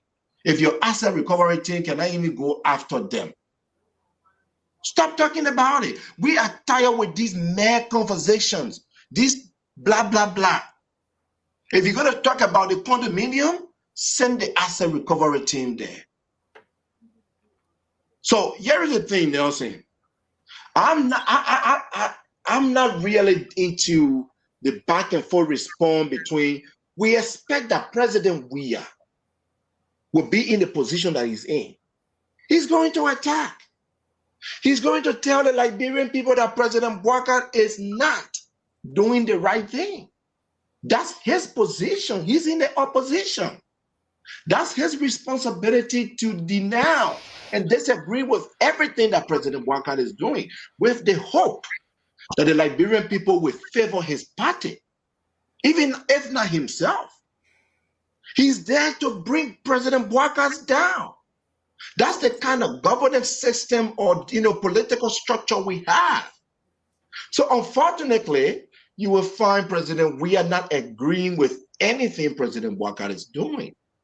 We got to know some of that, especially from the Minister of Information, focus on accurate dissemination of government operation, and the political attacks coming from the opposition. That's my position here. Sandy, don't you think as part of the responsibility of the information minister to project a positive image of the government through the information dissemination, don't you think he was trying to maybe address some of the pieces of information provided by the former president, which he thought threw some shades on the image of the previous of this administration from coming from the previous from the former president. Do it within the scope of your responsibilities and not go into attack moons. And that's what he was doing. He's going into political attack moons. He's going into campaign moons. And let's get away from the campaign moons and the political attack moon. If you are going to disseminate information, give us information that concerns the operations of the government, the current administration. President Weah will come. So anytime President Weah come and attack politically, are we expecting our information minister to go and attack President Weah? Is that a tick for tack we won? That's what I'm not buying. Let me just take 10 seconds, please. Let me take 10 seconds. Yeah, please do it quick because we have to bring. I want to respond quickly to my brother Sandy. Sandy, I want to respectfully disagree with you when it comes to the information response, the information minister response to the former president. He's charged with the responsibility to defend the government, and the president is the #1 person in this government. So if any rumors or any lies that is going around about the president and disrespect going to the presidency, it's his role to come out and provide the clarity and sharpen the contradiction. But was he providing clarity? You know, Charles, I want to get this from you. Was he providing clarity? Yes, was it a counter-attack? He was providing clarity and also telling the former president to know what to say as an attack, in a form of an attack. Yes, that's exactly. Okay. Sandy, take. That's exactly what he was doing. Sandy, take 10 seconds. Look, Brother Charles, and it's good to be on the same panel with you. This is my first time here with you. But when you use the word that the information minister is charged with a responsibility to defend, no, that's wrong. He's not charged with a responsibility to defend. He's charged with a responsibility to disseminate accurate information regarding public government policies, programs, and activities. That's not his role to defend. That's his role to give us information regarding the operations of government, including the policy, programs, and activities. Thank you, Sandy. Charles, I don't want this to be a back and forth because we have to take the other panelists. But just take one. Let's take few seconds. Vasco, your stuff is off. If you're not coming on, then we're gonna take Toure or Francis. But take few seconds. The information minister respond to the president video or his audio. It was necessary. The former president has people that gave him credence. He had people that listened to him. Whatever information he disseminated to the public, to people, there are other people that are going to digest those information. And if the information minister was not going to come up to provide clarity based on those things that he was saying, like somebody like Vasco right now, everything that the former president said, Vasco agree with 100%. And so we needed somebody to come up and speak directly to him. And that's what the information minister did. Thank you. Let's hold you there, Charles. Let the information minister tell us what the asset recovery is doing about those condominiums. Thank you. Vasco, please come in. Let's hear your thoughts on this issue. Yeah, Francis, thank you for the education. Yeah, thank you for. I cannot go there again, but you already. Francis, the Francis just provided. Francis for Cindy. But why are you guys agreeing with Cindy tonight? No, but so something is going on. It's like, look, I gotta call Rudolph. I gotta call Rudolph to carry on another investigation. You don't want me to call it,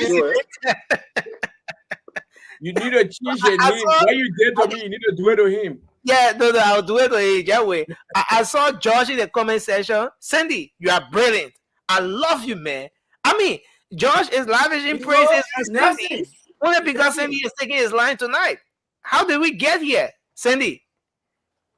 Anyway, I don't know, but Vasco, go ahead. Nelson, that's it. No, Sandy, he always put it right. Where the right belongs, Sandy will put it in. But none of my brother who came here and say in neutral person. But they past 2 days, I already know the side on. I already know the side. So Nancy, thank you for bringing another rescuer on the show. But Nancy, I want to ask, where did the information minister did this recording? Was it a Mika press briefing or what? It was a Mika press briefing today. You know that Tuesdays and Thursdays, in fact, they've carried to I think three or 4 times weekly now where they do their press briefing. So Nelson, you want to tell me that thing you play over there? That was the Mika press briefing that the information minister was standing there saying those kind of things. Then Liberia in trouble. Fast, but when did you realize that Liberia is in trouble? No, we're in serious trouble. You know the reason we're in serious trouble? No. When you get a group of people coming, telling you that they are the expert, they coming with change or they coming to change the entire country. If you go and listen to that man today, that thing I may play, and I can tell you that identical video not at the press briefing. That was in the press briefing. Go look for the press briefing and bring it. If you hear Pierre talking that thing, I will not come on the show tomorrow. That man sat on somewhere and they recording that way you don't see any video towards that thing. So Vasco, you know, where do you stand? You asked me, no, I'm coming. Yeah. You asked me where was this thing? I said at the press briefing. They say, but why the man use the press briefing? Then the country in trouble. Then you come back to say, in fact, it was not the press briefing. He went inside in the room and recorded. So where we hear that? No, I asked a question, and I was just trying to say something that you want to tell me that at the press briefing, that man was saying that thing, which of course I know very well that man left the entire press briefing when he sat on somewhere, maybe in a room, and recorded that thing and just sent it. Because he cannot go and stand in front the public to just start to say those kind of things he was saying as an information minister. And one thing I thought from that entire thing, he agreed with everything the president said. Everything the president said, Pierre agreed to him. So Pierre was only telling the public that, okay, it is true that Baka did it, doing it like this. But how about you too? And you do it too there?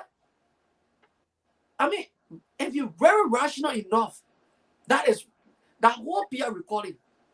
Because Pierre never said that, oh, Georgia said Baka is breaking the law.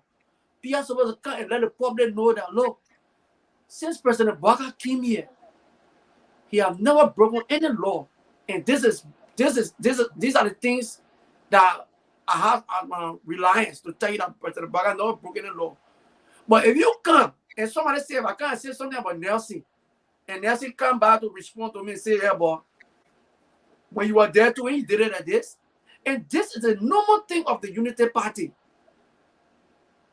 And when you start like this, Nelson, you told my time. If you start like this, 20 seconds to conclude. If you start like this, then you know what? You know what we're about to do now? We see here. Every month we'll allow President we have to have press conference. President, we are coming. They may be sleeping. That the least thing you will ever do to respond to them, man, if you start to break all the CDC, President, we are coming to the country, it will be just like when he was president. Watch and see. President Ray returned to Liberia. It will lock the entire street. Don't work on the sleeping giant. What the United Party doing? Do your work. Start responding to the former president. Everything the former president said and what happening. Nothing the man said a lot. Thank you. Nothing. So y'all continue. Y'all respond. Wow. This is what we love. Y'all waking all the sleeping giant. Pretty soon. Thank you, Vasco. Ture, I see you're holding your head. Yeah, you gotta hold your head. And I don't know what's going on there, but Ture, go ahead. Let's hear you. Francis is going to take us to the phone lines. Oh my God, man. The ridiculous. Vasco, please mute. Guys, let us all please mute. The ridiculous posture of Vasco is on steroid tonight. I mean, come on, bro. and to my brother Sandy. Say, look, man. The Minister of Information, yeah, I mean, obviously disseminating information and bringing proper context and bringing sense to newsmaker like former President George Manawia. That's what he was doing. When former President George Weah come out and say, oh, you know, President Bwaka is sleeping. And of course, was he a little bit petty? I would agree with you, petty, but necessary, absolutely. But let me tell you this, man. President George Manawia, I said it yesterday and I'll say it again. Former President George Manawia, there is time to speak, when to speak, and how to speak. And right now, the CDC and President George Manawia, they are suffering from what we call reputational lost. Okay? Reputational lost. That's what they are suffering from. And they will try to do everything to try to gain some of their swagger at the expense of this government. Which I believe is too early. Because what you guys did to this country for the past 6 years is still fresh in the minds of the Liberians. It's still fresh in the minds of Liberians. So I feel like you guys are going too early with this. So you have to chill out, relax, go drink some milk if you are President George, former President George Manawia, and try to cool your temperature a little bit. Because we know exactly everything Pierre was talking about. I mean, it's right there. You calling President Bwaka sleeping? Oh boy. If you are not sleeping, then obviously I don't know what is going to happen to that country. Because all of the auditors, I mean, the missing boys, you know what I'm saying? Like everything that happened on our watch, the EPS do, like we can go on naming all of these things. Come on, man. Look, let us, there's time and season for everything. There's time to criticize, and there's time to be rational with the criticism. You can't come on here and trying to criticize somebody on something that everybody, including children that were born today, because the suffering still on there that the baby that are born today know that actually there was a president here, you know, in 6 years time that suffering, the people still suffering on today. So the Minister of Information, obviously, maybe a little petty in going in some of the areas that our president are not going to go, but bringing clarity to the discourse, I think that was appropriate.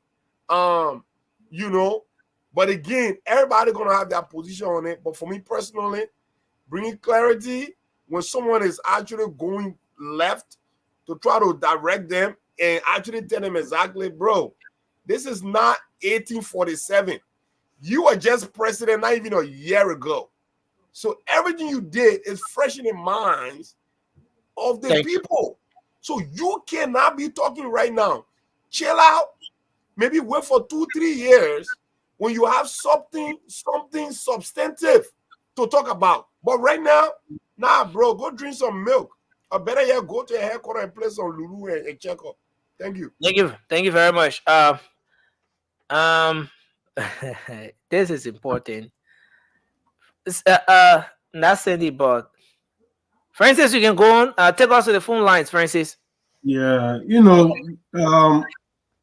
I agree. You know, so when the Christian mental employer run, you don't run that person naked, will not tell the difference. Right now, Judge, we are shamelessly trying to make himself relevant. We already know the Saki boys, he's that God. He, like I said, he can punch in the face. I don't know where you take this Saki thing from me. But for the Sakimo tree. It doesn't sound right, you know, to me, man. What Sakimo tree as Saki. But anyway, let me just go so and put the tree to the phone line. The thing, the man is shamelessly trying to put aside in the political light right now. Instead of going back, being quiet, trying to do some philanthropic work around the country to show remorse to the Liberian people that he suffered for 6 years. So that they can maybe get drunk with power and think about maybe 2029, let's consider him. No, he come out here making noise. So the information minister and the government officials should not respond to him. That's why the Unity Party is a vibrant party that is still alive and well. You have a lot of surrogates out there that can take it to him on social media and respond. The information minister shouldn't be wasting time on stuff like that. It's so that what you don't get work to do. We brought you over here for change. Every second you're on the clock. Don't be responding to Bagobert. That man got no job to do right now. He enjoying the money that he's squandered for the Liberian people. He's flying all over the world. So the people suffer for sitting. Come on now, you put your surrogate, unleash the Unity Party surrogate on them. Let it go toe to toe, CDC and Unity Party. Let them do it, but focus on the Liberian people's job. That means shamelessly coming on to. Is that how you bring yourself back to the Liberian people? Say, "Oh, bring me back in 2029." But coming here attacking somebody who been in office in 5 months or going on 6 months, and you come to attack and shamelessly talking about things that you did worse. How can you be this irresponsible as a president when you were in office? Your citizen died, and you go behind the pulpit to say that your boyfriend Kevin Binney that how can they die in the car? What kind of person does that? A leader? That type of person you respond to? Come on, Pierre. You should be better than that. Say you the party after begging by the Sagis, so that way they can duke it out over there. They don't do the gutter politics outside, but do the work of the Liberian people. We don't want any distraction. Thank you. Thank you, Francis. Thanks a lot for being very brief on this one. And we have to go to the phone lines. And no, Vasco, we give you 20 seconds. No, I want second. I mean, you skipped one of our discussion today about the president building the stop in Ghana. Oh, yes. We had a lot on the plate today. We will certainly take a look at that. We'll discuss that tomorrow because even today, former President Ellen Johnson Sirleaf rated the educational system as a mess. Today, the education minister, her appearance at the Senate, she was asked to rate the educational system on a scale of 1 to 10, and she rated the system at 4 to 5. So it's about 40 to 50%. Is it still a mess? Is it close to a mess? And a lot we should have touched on today. That's generous. Yes. It should be way less than that. That's a mess. We found the video for President Baraka when he went to Ghana. We'll discuss all of those issues tomorrow, Vasco. But we're seriously out of time, and we want to just take few calls and see how we can come back to do our closing. The number to call is 0555-101075 for the WhatsApp lines. So those of you in the US, you can use the second number on the screen to call to rate directly in case you want to make an input. And the first number is for WhatsApp only. We take the first call. Hashim, go ahead. You're live, sir. Let's hear you. Yeah, hello, guys. How you guys doing? Yes, sir. Let's hear you. Yeah, what happened about this guy? Those guys, the article outside of government, they're not even to a full or common SUV, and they become lawmaker, and they're trying to demand the people to give them 45,000. Those people, they don't even have civil play when they become lawmaker. So you think the action of the lawmakers to get in Keke and go to the Capitol building, think it was wrong? I don't know, it was wrong, and that's being challenged. People like Yoko Kolbana, they need to be to the rehabilitation center or the mental health facility. Thank you. District 10 people are living in our district too, so our lawmakers, they gotta be careful. Hello. Hey, Nelson. Good evening to you. Good evening to all our panelists. Yes, sir. Tommy Jr. from Virginia. Yeah, Tommy, go ahead, sir. Good to see our brother Sandy back. Sandy, welcome. It's been a long time, but here's my comment. Look, a lot of people have said it tonight. The lawmakers are entitled to their salaries. If it's in the law, it's a legal thing. They should have it. However, the way in which they went about protesting today was wrong for many reasons. Number one, they broke a lot of laws. They ruled Keke in areas that Keke is not allowed to ride, to be driven. They took their license plate from the car and put it on Keke. Listen, they cannot expect the ordinary citizens to follow the law if they are not going to follow the law. And let me end on this. I said this before, and I'm going to say this every time I call. The president established a task force on substance abuse prevention. It's been 7 months. We've not heard a single report from them. We're calling on them to give us a report, give us an update on a task force about drug prevention in the country. Thank you. Which are the presidents? Is it President Boakai or President Weah? Yeah. Remember he created a task force. He left out the education minister. No. Ministry The reason why I'm asking is because he said 7 months, but he's been in office for about 5 months now. But he said several months. I think it's several months. They're making me in January. They're making in January. But when you read 7 months, so you won't put it. Thank you, Tommy Jr. I greeted myself. All right, thank you, brother. Okay, thanks a lot for your input. Let's see if we can take this person from the local line. Hello, you're live. Your name and where you come from. Good morning, Nancy, and let me say good morning to your panelists. Yeah. I'm Moaba. This is from Lokin Tambuja Island, CKHO Packet. I think some of your panelists have explained well. Better explain more than that. But one thing I want to say, we always tell, people of this country, President Buhari coming to power was a clear manifestation that, some of these evil deeds were coming to be exposed than what's happening now. Okay. So first of all, let me see first on President Buhari was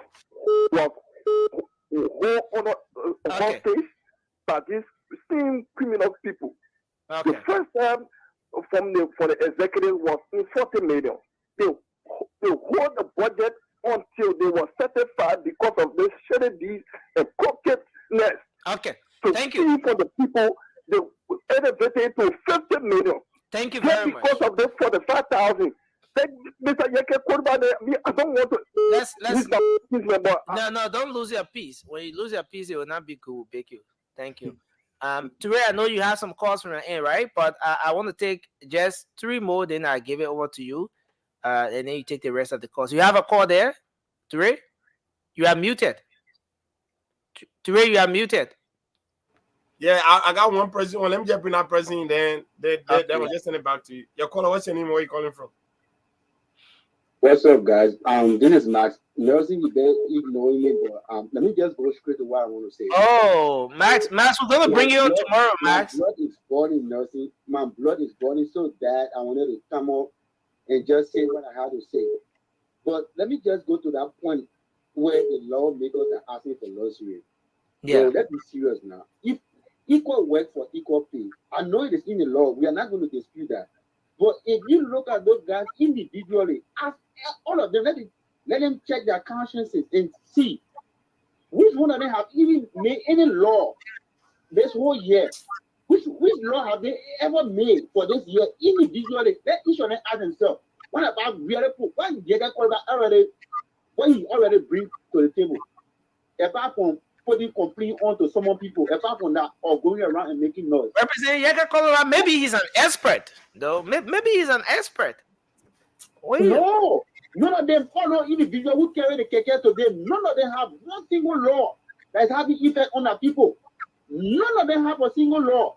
But today they are pushing for people to give them the library people money should be used to buy them car to be going around to do what? Thank you. Come on, man. Let's be serious, man. All right, brother. Thank you. God bless my bro. God bless my bro always. Thank you, brother. Thank you for your contribution. Let's squeeze this person in from the WhatsApp line. Please lower the volume of the TV, and then you're live on the show. Go ahead. Hello. Your TV or your radio is on. One of them. Please lower the volume. Go ahead, sir. Let's hear you. Good morning, Nancy. Yeah, morning. Go ahead, sir. And good morning, the panelists. Yeah, we are okay. Yeah, my name is Samuel B. Tudor Jr. and I'm from Honor University of Liberia campus. Yeah, by the radio, I'm getting that sharp sound, the feedback. Okay, I'm sorry. Okay, go ahead now. Yeah. Go ahead. You see, our laws maker today and our current senators, they are not in the interest of the Liberian people. So, with me, I believe they should continue to carry Keke to work because they are now working for what they are put in a horse for. Because these laws maker sit in a horse have no interest for the Liberian people. So I believe that the executive should not approve any budget for this. No, but the budget has been approved. But the people problem is the executive not giving the money to them. So are we asking a question as to why the executive is not giving them the money? Should we be asking that question as well? I think this current executive have enough sense not to give them this. Okay. Let me ask you this question. Is there any reason? Is there any general reason why the Senate will be receiving her operational fund, but the House of Representatives is not receiving her operational fund? Is there any? So no problem. The Senate is bigger than the representative right now. Come on, so two separate. In due course, the Senate will not receive a dime from the executive. The same way the representative currently struggling to receive funds for their own comfort. Because the representatives are not in the interest of the Liberian people. Thank you. So let them continue to work to go to work. Thank you. This is why it's going to be right to go to work. Thank you very much. You want our lawmaker to be in Keke. Today you have a call there, right? Yeah, caller, what's your name? Where we're calling from? Hey, Turi, how you doing? I'm Harry, and I'm calling from Virginia. How you guys doing? I'm doing well, man, Harry. Yeah, thanks to your fellow panel over there, and welcome back, Sandy. I've been seeing you for a long time. So here is the deal, and I maintain my position that I'm going to say it tonight again. The problem of our country remains the folks on Capitol Hill. Why do I always say that? Look at where the country is. Look where we come from. Look at where the country is going. We have so much problems in the country. Let me give you just a quick instant here. You got folks returning from Ghana, right? Yeah. I would have thought by now the House will have convened an emergency hearing to approve some quick funding. I haven't heard it like that. Look at prominent infrastructures. All that I hear in Liberia is senators and representatives are fighting for benefits. Why do that? I expect this guy to push the executive. Ask the executive, hey, I want more money for PA. I want more money for JFK. I want more money for the fire service. Those are the things that they should be advocating for. But they're not doing that. You're only fighting for your interest. What's about the country? All right, brother. Thank you, brother. Country first. This is why they put you there. Country first. And Vasco, sometimes I hate to say this. Please young people don't say it. I would expect young people to advocate to speak for Liberia. You're a young person, and you see your country that is dying slowly, and you sit down talking about politics. There's no time for politics. This country is dying slowly. We need to speak for this country. Thank you very much, We are Harry. losing this country slowly. And it boils my blood when I hear people say, is this the kind of country that you inspire to live in? To drink Joe, we have time. Thank you, brother. Better. Thank you very much. You keep talking about Joe, it will stay all day to call on school. I hate to hear those kind of stuff. It boils my blood every night. Thank you, sir. Thank you very much. For this government to succeed. Thank you. Talking about Joe, we are crap nonsense in my ear. Thank you for your contribution, sir. Thank you. Good night. You know, Ture. Thank you, man. Ture and the rest of the panelists. I think y'all keep that man on for the fellow insult me before you call him. Yes, I got one call. Sorry, please. No. What's your name? Where are you coming from? My name is Bilal Clary. Okay. Ture, please ask Bilal to hold on a bit. The person that called from Liberia has been on the ground for a while. Hold on a second. So let's squeeze in the Liberian caller here. You ain't been high in the country or swearing in America. Hello? Go ahead. Yeah, please go ahead. Yeah, don't think about you know, good morning. How you guys doing? Okay, go ahead. Okay. That is the issue. So you get money, you see this, you get more money, right? No, I'm not. Nothing when that horse, we need to dissolve that entire horse because the guys are up there. They don't mean well for us. When you do me, they don't work every day to go to work because those guys over there, they are making any impact in this developed country because they get over there just giving wealth for themselves. They get over there just for themselves. They are making any impact in their development. They should work every day to go to. Thank you. A citizen working, lawmaker working. I don't know now what it is being lawmaker. But let's okay, bring Swari on. The lawmaker serve the citizen, so that'll be good. Oh yeah. Ture, you're still muted, so we're not hearing you and Swari. Okay, yes, sir. Sorry, there. Thank you for having me on the line. My name is Sorry. As usual, I follow from Philadelphia. Let me say thanks and appreciate to all of the panelists, and I want to say welcome to Cindy back to the U.S. I listened to not in the U.S. issue. One issue of the lawmaker. I mean, we understand that there has been some level of they have been complaining, right, on the issues of some support not being given to them. That doesn't give you the right to break the very law that you have always made as a body of government. So there are many ways people can channel their issue, and it will be amicable, settled out. But we cannot see the lawmaker behaving that regular. Basically, somebody said on this platform, and my brother Cindy, I want to believe that you've not been following the working of information minister or ministry, even not restricted to Liberia. But let me carry back to history in Liberia.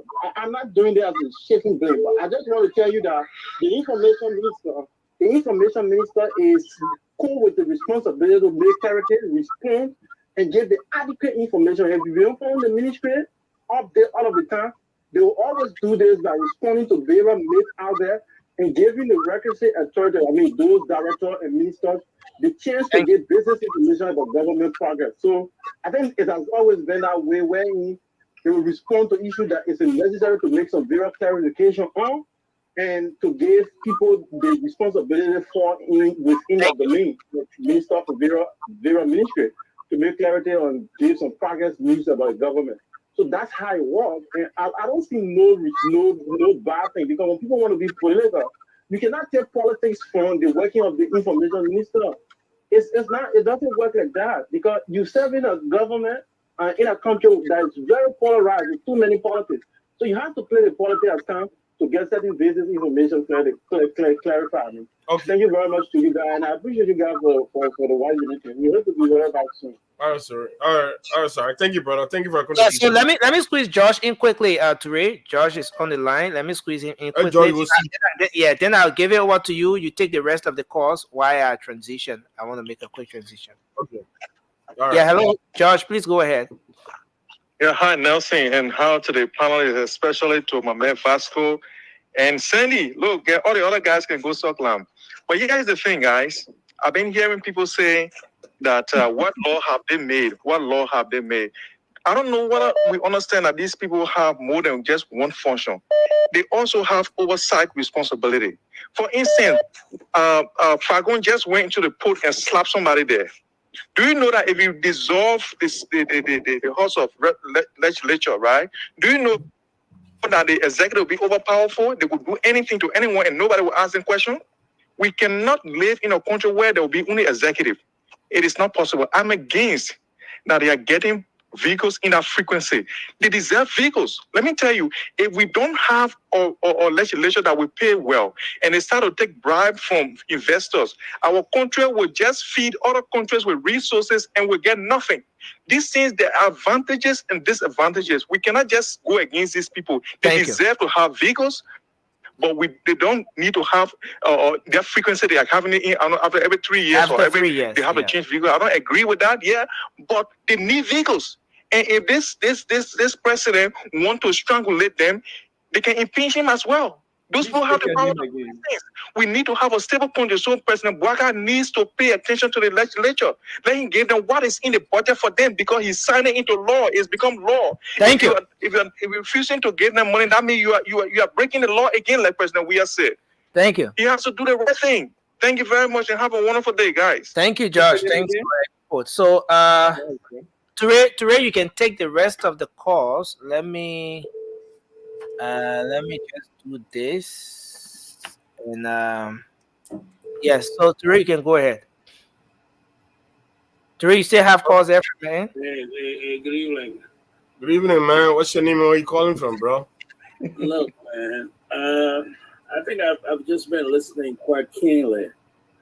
I've come across this program a couple of times. Okay. And what's your name though before we go in, please?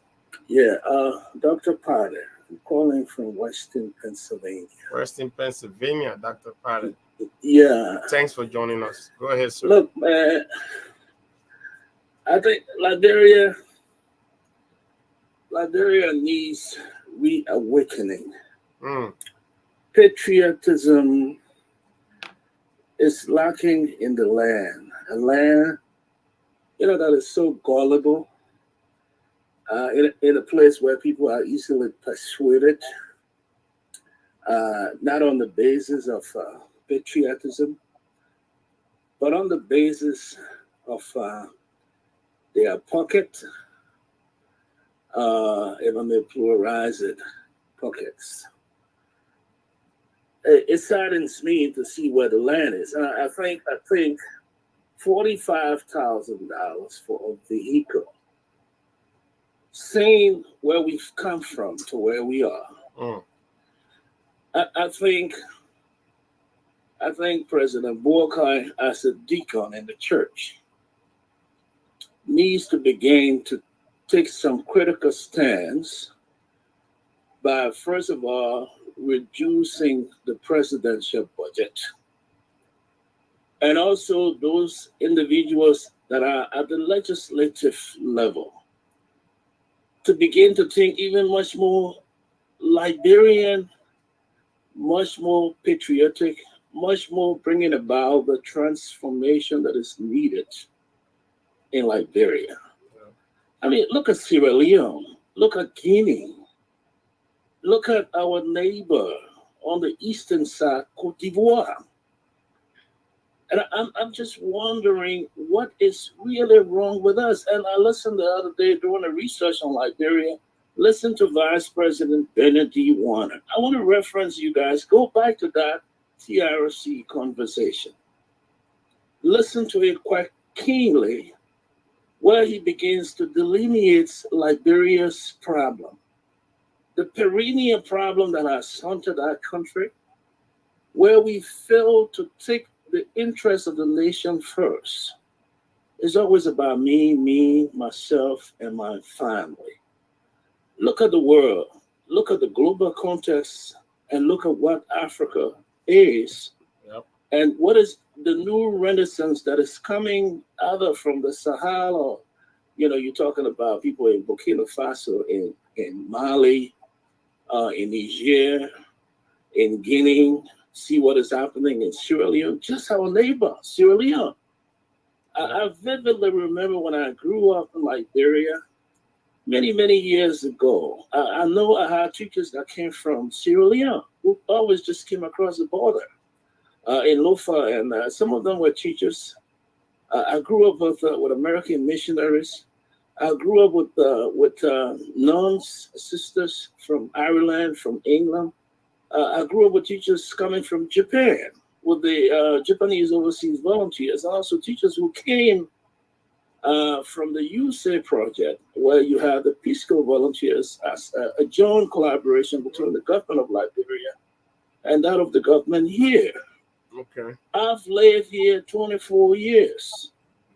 I'm in the academy. I'm engaged with many, many social issues within the context, within the North American context. What is really wrong with us? Yeah. What is it that we cannot do to bring about the transformation that is needed in that nation? Try to tell me if a man who sits in the legislature takes about, let's say, 10,000 United States dollars a month. All right, that's just a conservative estimate I'm making, but I know they make more than that. All right, look at the budget of the speaker. Look at the budget of the president pro tem. Look at the budget of the vice president. Look at the budget of the president himself. Do a comparative analysis and ask yourself the question, a gentleman who was a captain in the army in Burkina Faso who was just 34 years old. See the transformation that is taking place in a period of less than 2 years. Yep. What is wrong with us? I'll tell you what. What is it that we stand for? What is it that we advocate for? Yeah. What is going to bring about the change when nobody is prepared to die, but people want freedom? Freedom is never free. It's never free. That's right. See what happens just a few days ago in Kenya. See the Gen Zs and the millennials taking a stand to call Ruto to order. Liberia must change. Yeah, we must. Liberia has to change. Liberia is going to get better. Liberia gets only better when you guys who sit on this platform can educate our people. But Liberians must begin to take a stand. Thank you. Liberty, give me liberty or death. That's the reality. And I speak from the context within the Tea Party and how the American Revolution came about. We are one of the beacons of hope in Africa. If you look at the issue around the independence. Yeah, that's right. Yep. We led the OAU and everything you can think about. Yeah. So I begin to ask myself the question when I go back trying to do research on Dr. Talbot to examine his policies. All those policies are on the books in Liberia. Implementation is our problem. And it saddens me to see where the land is going. We celebrate thieves. And indeed, we have competent and credible individuals from that country who are either in or who are out. We do. We need to bring the best and the brightest to be able to lead the land, to be able to give strategically those advices that are needed. Thank you. Governance takes strategy. It's not something that is made up. Until we gravitate to that, until we can graduate from the process of whatever that is taking place out of mediocrity. Absolutely. Thank you so very much. To a land in which we can see and look in our eyes and look at our friends and say, this is wrong. Thank you. Thank you so very much. For Liberia to change. Absolutely. Thank you so very much. I appreciate you guys' program. I watch from time to time when I'm a little less busy during the late evening hours. But Liberia, man, what's going on? Thank you. People need to wake up. We'll change. We will change. This generation will change Liberia. Thank you so very much for your contribution. Really, really appreciate it. Very insightful. Thank you so very much, Doctor. So, guys, Nelson, you there? You at the back? I think that's it for the calls. Want to say thanks to all those that contributed through calling and obviously those in the comment section. But I think that's it for tonight. So we're just gonna go through with our closing now. Let's start with Charles. Charles, go ahead with your closing, brother, so that we can get out of here. Yeah, again, let me say thank you to our people following in Radio Land. Again, our people said it clear. All of the quarters said it clear. Guys, those are all that in the diaspora, we will see things differently from people that is in Liberia. The people that in Liberia, they are the direct benefactors or the one who are feeding the pain more than any other person. And so if these people are saying our lawmakers are stealing, indeed they are stealing. It's not something that is in hidden. It's nobody, you don't have to use a rocket scientist to know about these things. It's clear. With the issue about the lawmakers protest about their benefit, again, we are not saying they're not entitled to that benefit. but we should also look at where your right stop. That's other person on the right begin from there. And so with that, like I said, they were actually against the traffic law, the vehicle registration policy. They were against it by taking your plates and putting it on keke. In fact, a representative plate and putting it on a keke and using the keke flying the street of Monrovia, which of course you know that's supposed to be in that direction. It was completely wrong. And in my opinion, I feel that maybe the police, they are not aware of some of those things. And if so, they should have had you guys then arrested today and that keke be impounded to Central. Yeah. With the issue of the president, former president, we are conversation to the president. I think President Weah is in error. Again, we understand that they will always come up to say something. But again, I maintain my statement that the information minister, he did a very good job by coming up and at least sharpening the contradiction, making sure that these guys are not saying fallacy to our people. Because most of the things that he said, he was just talking. Like that's the reason why I asked a question: who are those people that are vaccinating ex-president Weah? Who are those people? Because if you just come out and say things that he know fully well that the Liberian people took him from power because of those things that he was mentioning, and how can you grade a government in less than 6 months with a government that went 6 years? At this point, we need to understand a few things. Our people deserve good life. Our people deserve good health care, good education, good roads. Our people deserve those things. And taking money, $45,000 is not a small money. It's not a small money. These people that are supposed to be making these laws, they are not doing it. Instead of them coming out and say, okay, we make a law that all school-going kids, as long as you are in high school, free health insurance. Come up with those kind of law in our country for our people to benefit, direct benefit. Okay, Charles, thank you. They're protesting for car money for $45,000. We have to take these people out of, like, we need to really speak to these people faces and make sure that the right thing is done in our country. Thank you very much. Thank you. Sandy, go ahead, bro. You guys can hear me? Yes. Good. From 1972 up to 2009, which is about 36 years, the current U.S. president, then senator from Delaware, went to work back and forth on an Amtrak, which is a train, for 36 years. Correct me here on this panel if I'm wrong. The U.S. Congress is not provided any official vehicle. Not at all. They pay for their own car. They pay for their own cars. The U.S. stands to be one of the richest and quote unquote the most powerful countries in the world. Yet, they do not buy a car for their Congress.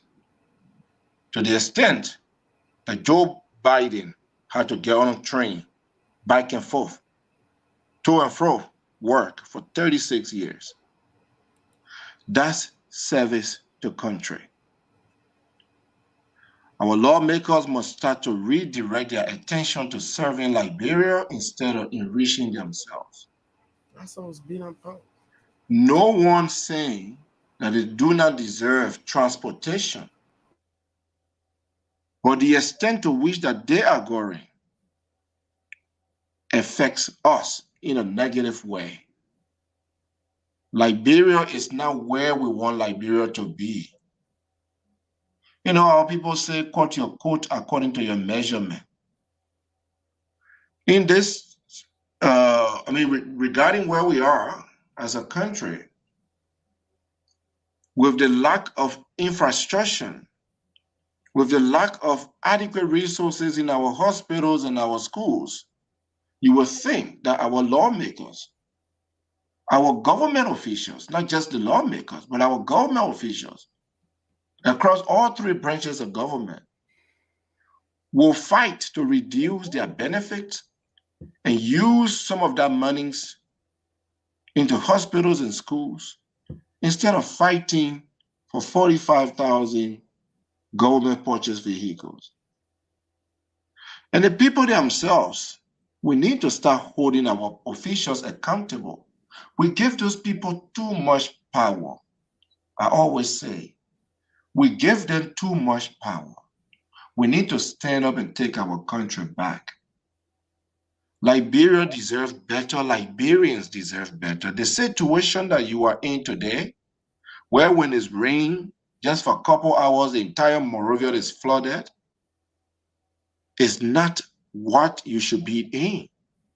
The situation you are in today, that UL campers have no resources, what they need to function, is not what you should be in. And let me say this, I'm currently in Rwanda, right? In this country right now, we have I just got a statistic recently, over 3,600 Liberian students in this Rwanda. A lot of them, your government official children. I know some of the representatives in Liberia there whose children are here. If you push some of us, we'll come on this radio and call your names. You're in Liberia fighting for $45,000 car, and your children are here going to school instead of going to school in Liberia. Yeah. You know why you send them here? Because the people systems here work. Their education systems here work. Their government prioritize their education here. Why can't you do the same thing in Liberia? Why can't you do the same thing in Liberia? Liberians, we deserve better. Some of us that, had the opportunity to leave that country and travel around, while we see other countries that shouldn't have what they have, it makes us very angry. Liberia is rich. We are naturally rich.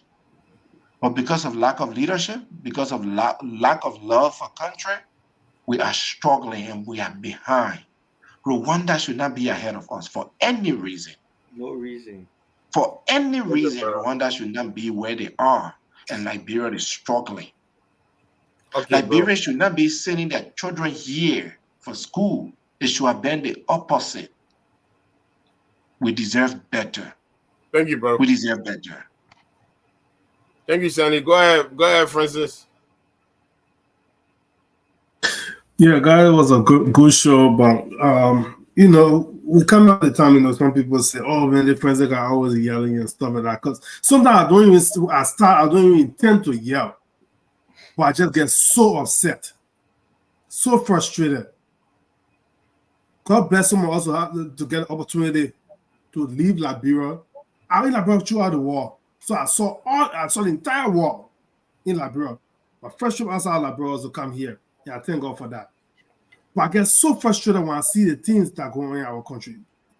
Let me try to be calm and just give you guys some numbers. Why, if you're in Liberia, you should take out, if you got the CDC barrier on, take it off. If you got United Party green shirt on, take it off. Any Palestinian thing you get on, take it off and put the Liberian interest hat on. Let me just give you the number. This is President Braga first year.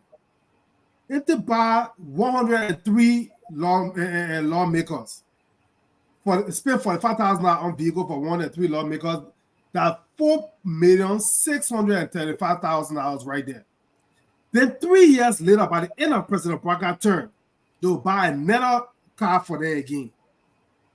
That will within 6 years, they'll spend $9,270,000 on those useless people over there. Then let's come to that gas slip. The gas slip. So I'm just looking at the car, what they spend on car to take care of the car for them. The gas slip, first we used to say $2,000, but they themselves talk about it. They say they're getting $3,000 in coupon every month. So $3,000 times 103 every month. That's $609,000 every month. Every year, that's $3,708,000. After 6 years, it will be $22,248,000 just on gas for 103 people.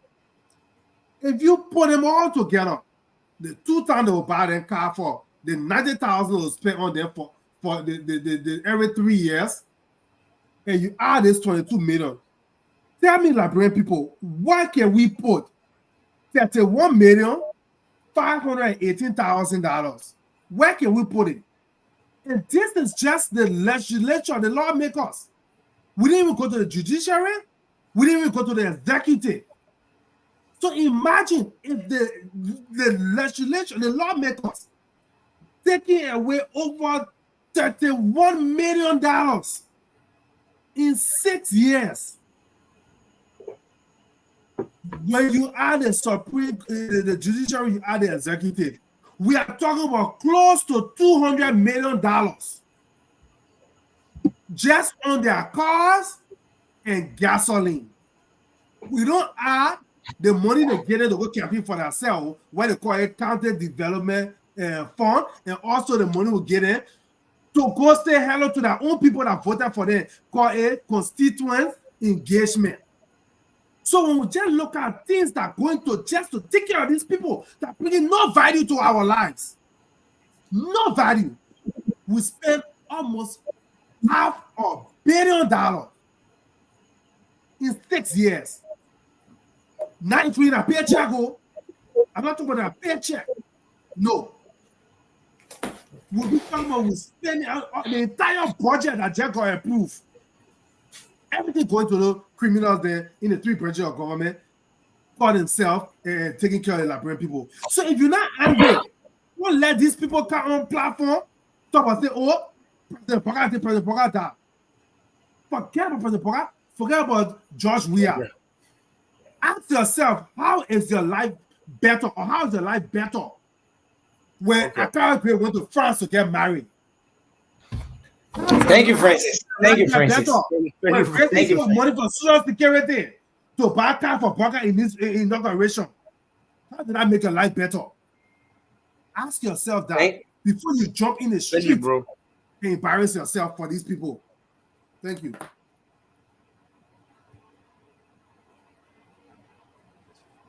Yeah. Thank you, Francis. Vasco, go ahead, man. I mean, Nelson can take. Yeah, Nelson can take. No, go ahead, Ray. Go ahead, Ray. Yeah, Vasco, go ahead, brother.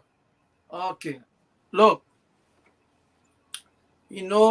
we expected, something better from this identical regime. But from the beginning, we started talking and people wasn't listening.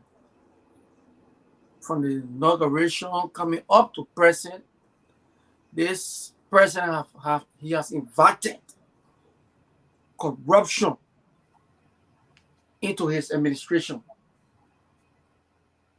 Because when we saw Miata family, this is how I want to end.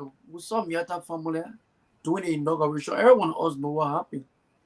And the president came out after they already investigated the woman. Even the investigation was still going on to let the public know what happened. The president came out and said, I trust the woman. I have strong confidence in the woman. Is one a good woman. So rather it says they will get you anything about the investigation.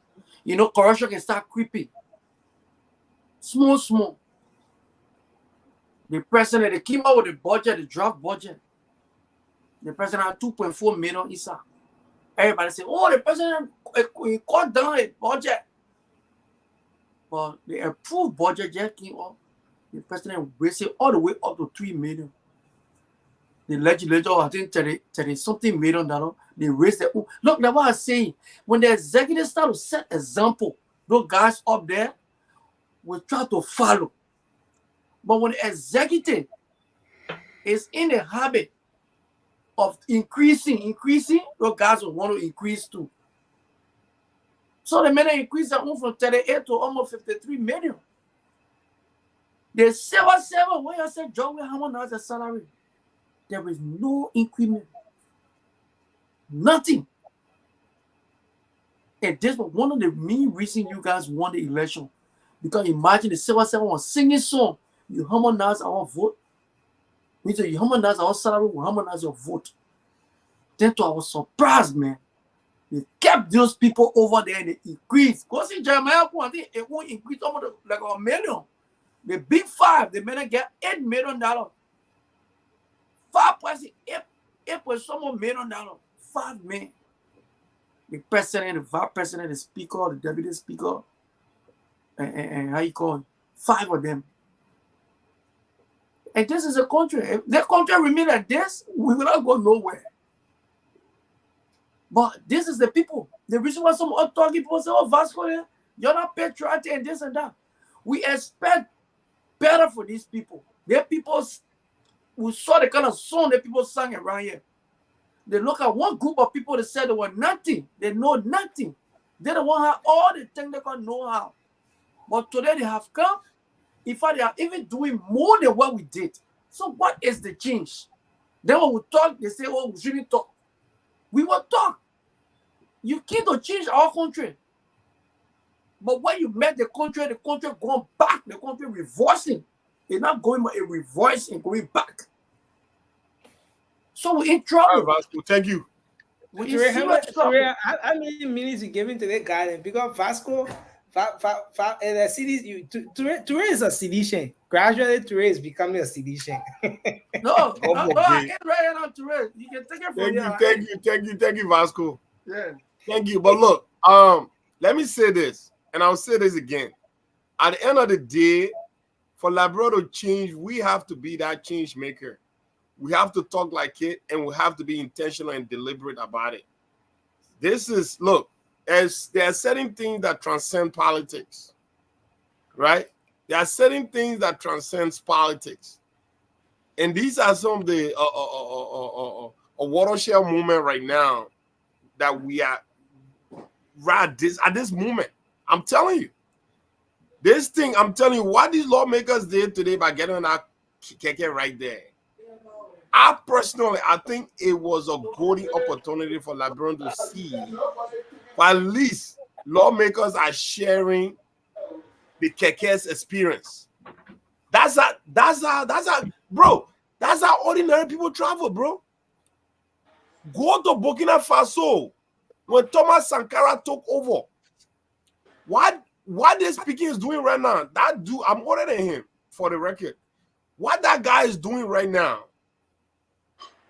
he's speaking from the playbook of Thomas Sankara. No, let me tell you, when Thomas Sankara took over, you're talking about SUV, guess what he procured for all a ministry, including himself. And you know, back in the days, the car they used to call 504. Doing Raymond anytime. Right? Bro. What is Raymond? That's the car these guys were in, right? From top to bottom. To say, oh, senator, representative, you put in a C car. Like the way our man used to dress up, see for Christmas and New Year. You know what I mean? But back in the days, they just saw Labasu and put everybody inside in the yard. I mean, everybody in the C car, bro, across the land, dude. That's the kind of approach for a country with a limited resources. That the approach you need to take. This is not a rocket science, Nelson. You cannot be earning $50 a month. Then your expenditure is in $100. It does not make sense. The country can be broke and poor, but yet people are spending above their means. That is insane. You can be one of the poorest countries on planet Earth because you mismanage your resources, but then you pay your lawmakers more than what the United States lawmakers are getting paid. Somebody, please tell me something. Somebody tell me that I'm being insane tonight. But that's what we are watching, Nelson. That's what we are seeing. You cannot be one of the poorest countries on planet Earth. Then your speaker makes more money than the speaker of the great United States. And then they wanted people to give them money. They always calling for budget support. Bro, if you always coming to my house, Nelson, you coming to my house, Nelson, right? Or maybe I'm going to your house, Nelson. I'm going to your house because let me put myself in a position. Because Nelson is my boss. I'm going to your house, Nelson. What on then, Nelson? When I'm going to your house, Nelson, right? Begging you for money, right? But when you visit my house, you come and see me. I get sardine, I get conflict, I get, you know what I mean? I eating cow meat, I eating your fish lack. Bro, how you gonna feel? Have that ever occurred to us where we're always begging for money, but then we bring the money instead of taking care of our people, but we're taking care of ourselves? Come on, man. This is, look, like I said, some things transcend politics, and this right here, this is a watershed movement, and we need to follow this case. We need to follow this story. Thank you, Ture. 5 a.m. here now. It's going to get better. Thank you very much. My man, Sandy, you enjoying Rwanda, my man. I don't know. 5 a.m. here now. Thank you. The thing that between you and Rwanda will know it. Yeah, when your country is stable, Nelson, tell them why I can't stay in Liberia. No internet in Liberia. The day of internet there is stable, I will stay there. Now I agree because I mean you can even leave to go to Liberia and do your work from Liberia, but you can't do that. The internet sucks. If that for spoon there where I was not going to work the few days I needed to work there. I'll tell you, bro. I mean, it's hard. But on a serious note, Sandy enjoys Rwanda than Liberia. Of course. Why is that a surprise? Peaceful. Because. Quiet. Anyway, make it to all. I didn't must talk on the radio tonight. Let the Liberian people understand that they can live a better life in other countries, but they got criminals running in Liberia that they will never enjoy until the criminals are held to account. You know, one man I can enjoy on the show that Francis criminals. The people are criminals. So if Francis joins the military, I'm very sure they will be a friend. I can't hold gun. I can't touch gun. I can't do any law enforcement. I can't work for government because the type of mindset I get. Either they will pay me or they will be strict. But I can't work for government. No way. Yeah, man. But I think we had a great show. Everybody did our closing now, right? Yeah. Yeah, we're done, Nelson. We're done. Oh, okay. Yeah, man. Ture, thanks a lot for holding it down. Thanks to everyone. Thank you, Francis. Thank you, Charles. Thank you, CDC Vasco. Charles was trying a sedition, but he, No, Nelson. He came because he told you that he was like neutral. So when he came away, he definitely was not catching. But now I say no, that is Vasco. You have to defend CDC, bro. Vasco, let me share this with you. We're coming good. Vasco, the reality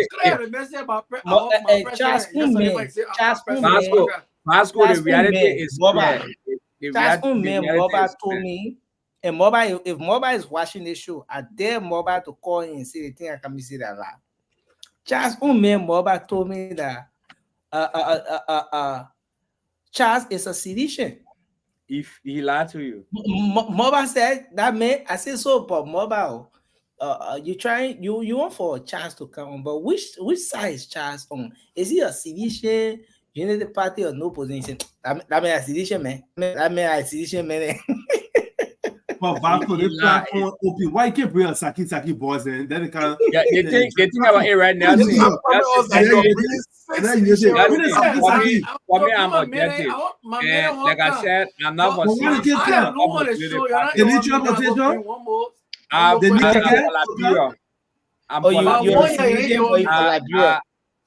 Liberia, I'm not a sedition, I'm not a United Party. Man, United Party, man. No, no. When United Party goes wrong, Vasco, trust me, here myself be out and dealing with them. I can guarantee you that. But then why somebody should speak on ills in society? Everything the president speak, then say who advising the president, the former president. Yeah, show me what is wrong in the president said. What is wrong? He Okay, shouldn't be so the one guys, we saying have it. to go. He shouldn't be I the one want to saying say it. thanks to all of our